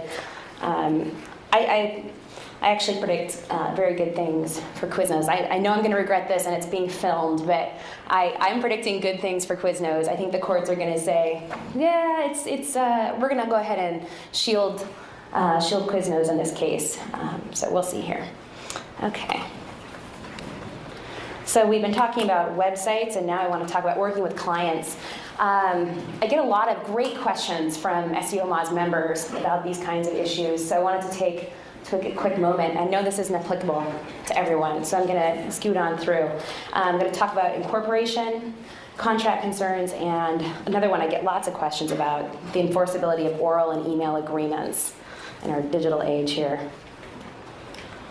Okay, so incorporation, there are really two reasons why you do it. So if you're out there providing services and you haven't gone through the trouble of filling out the paperwork for your state and paying the fee and getting your license, you are risking all of your personal assets. So they can go after your home and your future checks and all kinds of stuff when you get sued. And good people get sued. So if you're thinking there, I'm good at my job, I don't have to worry about this stuff, I'm on the up and up. Good people get sued. Trust me, I've seen it a lot. So definitely one of the best reasons for incorporating is to protect your personal assets. And then once you incorporate, I bet a lot of you in the room are thinking, I did that, I filed it, I am good, Sarah, I get an A+, I am incorporated. But you probably didn't remember to update the following year. You have to continue to update your filings annually, sometimes more than that, depending on your state and the license. So if you don't keep it updated with your state, it's like having no protection at all. So don't let those lousy, plaintiff's attorneys pierce your corporate veil. Keep your corporate status updated. The other thing why I can't say, I would love to be able to say here, and this is the kind of corporate structure you should choose. I can't say that because having a corporate structure has very important tax consequences. And everyone here in the room is going to be in a very different tax bracket. And we're also going to have very different corporate goals and how we want the corporation to grow. So for many of you, an LLC will be fine, and for some of you who know you want to expand and you're in a higher tax bracket, you need to talk to your attorney and your accountant about an S Corp or a C Corp. So there's your little, you're going to thank me one day for that one, I promise. Okay, important clauses in your contract. I've been actually writing several posts on this, so I encourage you to look there for more detailed information. But I did want to quickly put these up here and run through some very briefly so that you can do a contract audit on your own. I've heard a lot of people say, if I just treat my clients well, then I'm not going to have a problem. I would never go to court anyway. And let me tell you, your contract is your shield. It's what's going to keep people from suing you, because they're going to send you the nasty letter first, and you're going to send them a copy of the contract. And they're going to read it. You can highlight the relevant portions, and you're not going to hear from them again if you've got a good, solid contract. So don't just think it's only for courts. People who have good contracts stay out of courts. Okay, so the number one most important thing I want you all to add is basically a disclaimer of warranty. You don't want to promise them that you can deliver specific search results. Just don't do it. The writing in green is a sample. I wanted to supply it in your workbooks and will be on the website as well. And it's also not just a nasty thing to do. It's a good time for you to communicate again with your clients clearly and effectively. This is what I'm not promising to do for you. As a lot of you know, there is an education gap between you and your clients. They don't actually get it at all. They don't really know what you're doing. They just know they need it and they want it. Having a good disclaimer that says, I'm not going to promise to give you certain rankings or maintain them over a long period of time because it's out of my hands, helps you educate the client and protects your butt when they sue you like a year later. Do you ever get an angry call from a client a year later because their ranking dropped or something and they're like, I thought I paid you to SEO my site? It's like, well, things change. And if you have this warranty, end of discussion. So recommend getting that disclaimer of warranty. This is another really intuitive one. We all hope that if our client is unsatisfied, maybe because they don't get something, that they will approach us and say, Sarah, I thought you were going to do this for me, but instead you did this, and I'm mad, and I'm not going to pay you, and I might even sue you to get the money back I already paid you. They don't have to communicate with you and give you the opportunity to clarify or try to fix it. Your clients aren't obligated to have reasonable adult discussion and come to an amicable solution, and they often don't. So if you have an opportunity to cure clause, though, cure is a fancy lawyer way of saying fix. I don't know why we do it, but we do.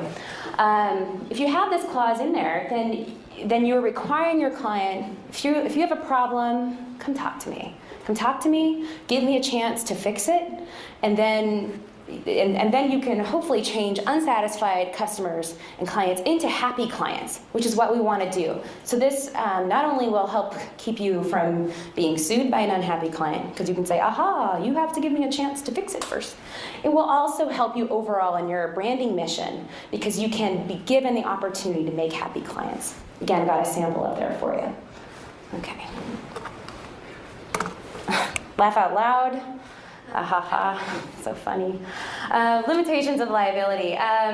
This one is what makes, I think, most people uncomfortable because it's where you and your contract are saying, even if I do screw up, you, the client, can't sue me for more than X dollar amount. So it's a powerful clause. They're not considered to be consumer friendly. In fact, some states actually have very strict laws about what you can disclaim and what you can't, how far you can limit your liability. I mean, no state's going to say, if I screw up, you can sue me for $0 or 2 peanuts. No state is going to enforce that at all. But if you make a reasonable one, and typically a good benchmark is whatever the price of the contract was. So essentially you're saying, if you got a problem and I screw up, the most you can get from me is a refund. You can look at it that way. Again, not every state is going to let you do this, but most will. You can never disclaim things like personal injury, but I really doubt that anyone in here is doing such hardcore SEO results in personal injury.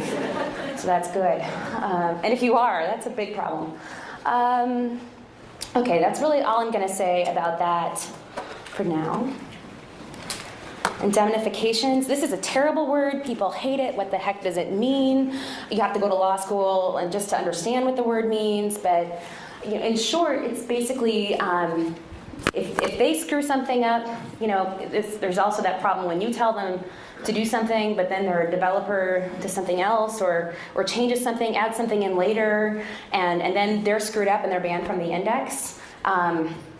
Or they're abusing you and get your name in trouble in some way, and you want them to pay you if they screw up in some way that affects your business, and they're going to want you to pay them if what you do affects their business. And both of you are going to want, if a third party sues you for something that they did, for them to cover you. So indemnifications are often difficult conversations to have, but I don't want people to shy away from them in this room. They're important to understand. All big companies are going to want this.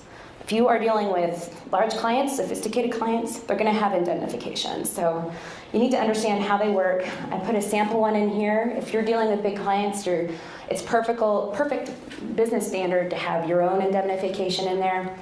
Let me see what else I can say about those. And except for consult the blog, and make sure you know. Never ever promise to indemnify someone for their conduct. You wouldn't believe it.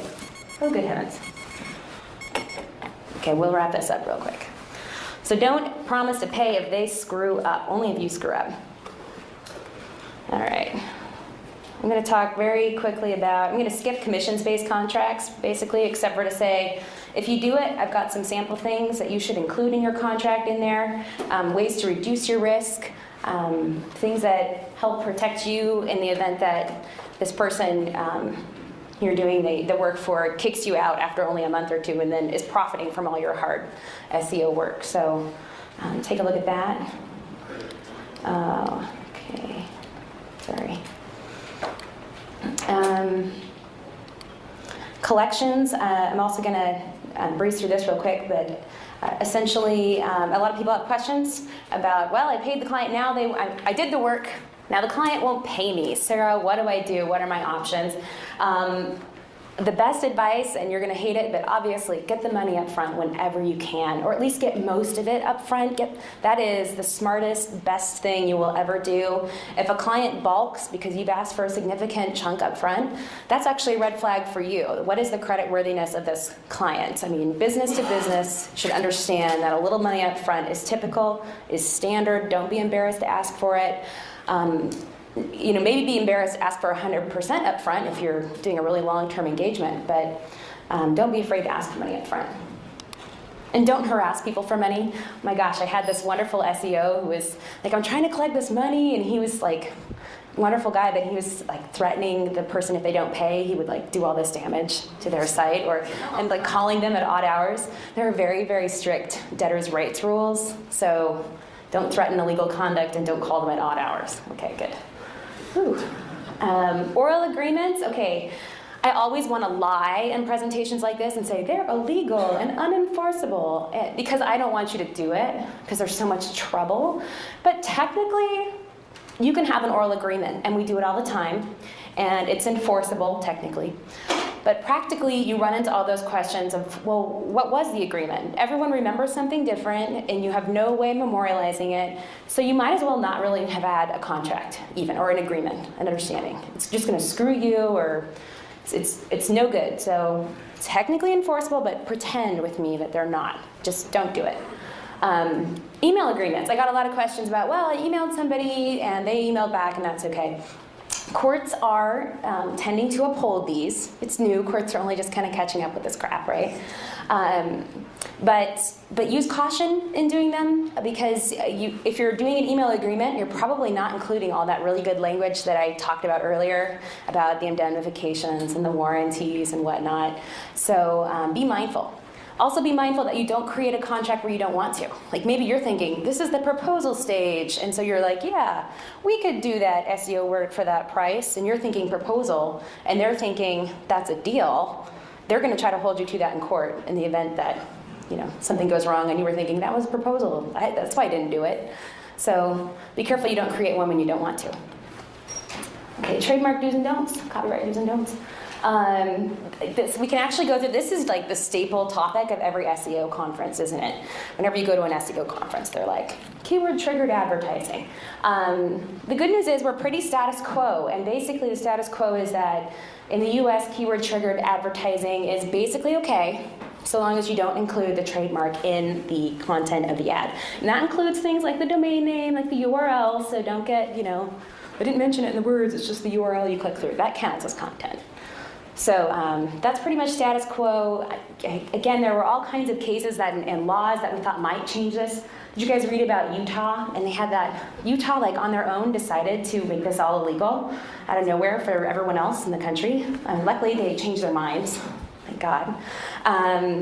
And another case, American Airlines versus Google. That's been on everyone's watch list, is like, oh, is American Airlines going to take this all the way and stick it to Google, and finally, people won't purchase our trademarks? if that's your bent. People were really curious about this case. They settled privately. So eventually both parties, they played chicken, and somebody finally said, okay, you're right, let's just sign an agreement. We don't know who won, so the law stays the same. There's only one case out there that's relatively interesting that you guys should keep an eye out for. That's Rescue.com. Rescue.com sues Google. Typical thing, you're selling your trademarks. It's gone up and down the courts and back up again. We don't know what's going to happen. Oral arguments have been heard, and judges were hypothecating all kinds of radical ideas about what if, like judges do. So stay tuned on that one, but again, a prediction. I don't think anything's going to change really, as long as you don't have the trademark and ad copy, you're okay. UK and Europe, don't do it in France, don't purchase trademark terms in France. Germany is undecided, conflicted opinions. And UK is really interesting because I don't know all the details on this, but I do know there's a prior case that is considered by many to be relatively on point with this issue. That was years ago. That basically said it's okay, that this isn't a use in commerce, it's not confusing. However, Google has recently changed its policy, and in the UK you can purchase trademark terms. And so businesses are really livid, completely upset, and I know there's going to be a challenge to this, and we'll have to see how it goes. Okay, we're getting really close here, but I wanted to touch on this. Comparative advertising. So this is, I'm not talking about bidding on keyword terms. This is you have a site, and it's yours, and you want to talk about your competitor. Can you do it? This is sort of a technically, yes. Practically, extreme caution. Extreme caution. It has to be completely accurate. Like there's this John Deere case where the competitor of John Deere wanted to do comparative advertising piece on John Deere. And so they sort of slightly manipulated the Deere logo that you're probably familiar with, and then had the deer like running away from their tractor, very witty. And they were sued, and they lost. You're not allowed to manipulate the logo. That's considered an inaccuracy. So when I say be accurate, I mean really accurate. Don't futz with the colors or the shape of the logo. Don't use any exaggeration. And if you're making claims about my product is 50% stronger than so-and-so's or lighter, have your proof beforehand.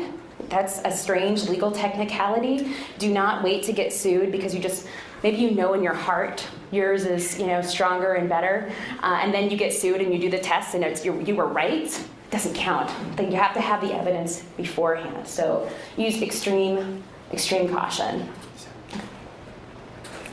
Okay. That's really all I have time for today, which is okay because we really only had a few more things here, and you guys have probably heard it before because you're all geniuses.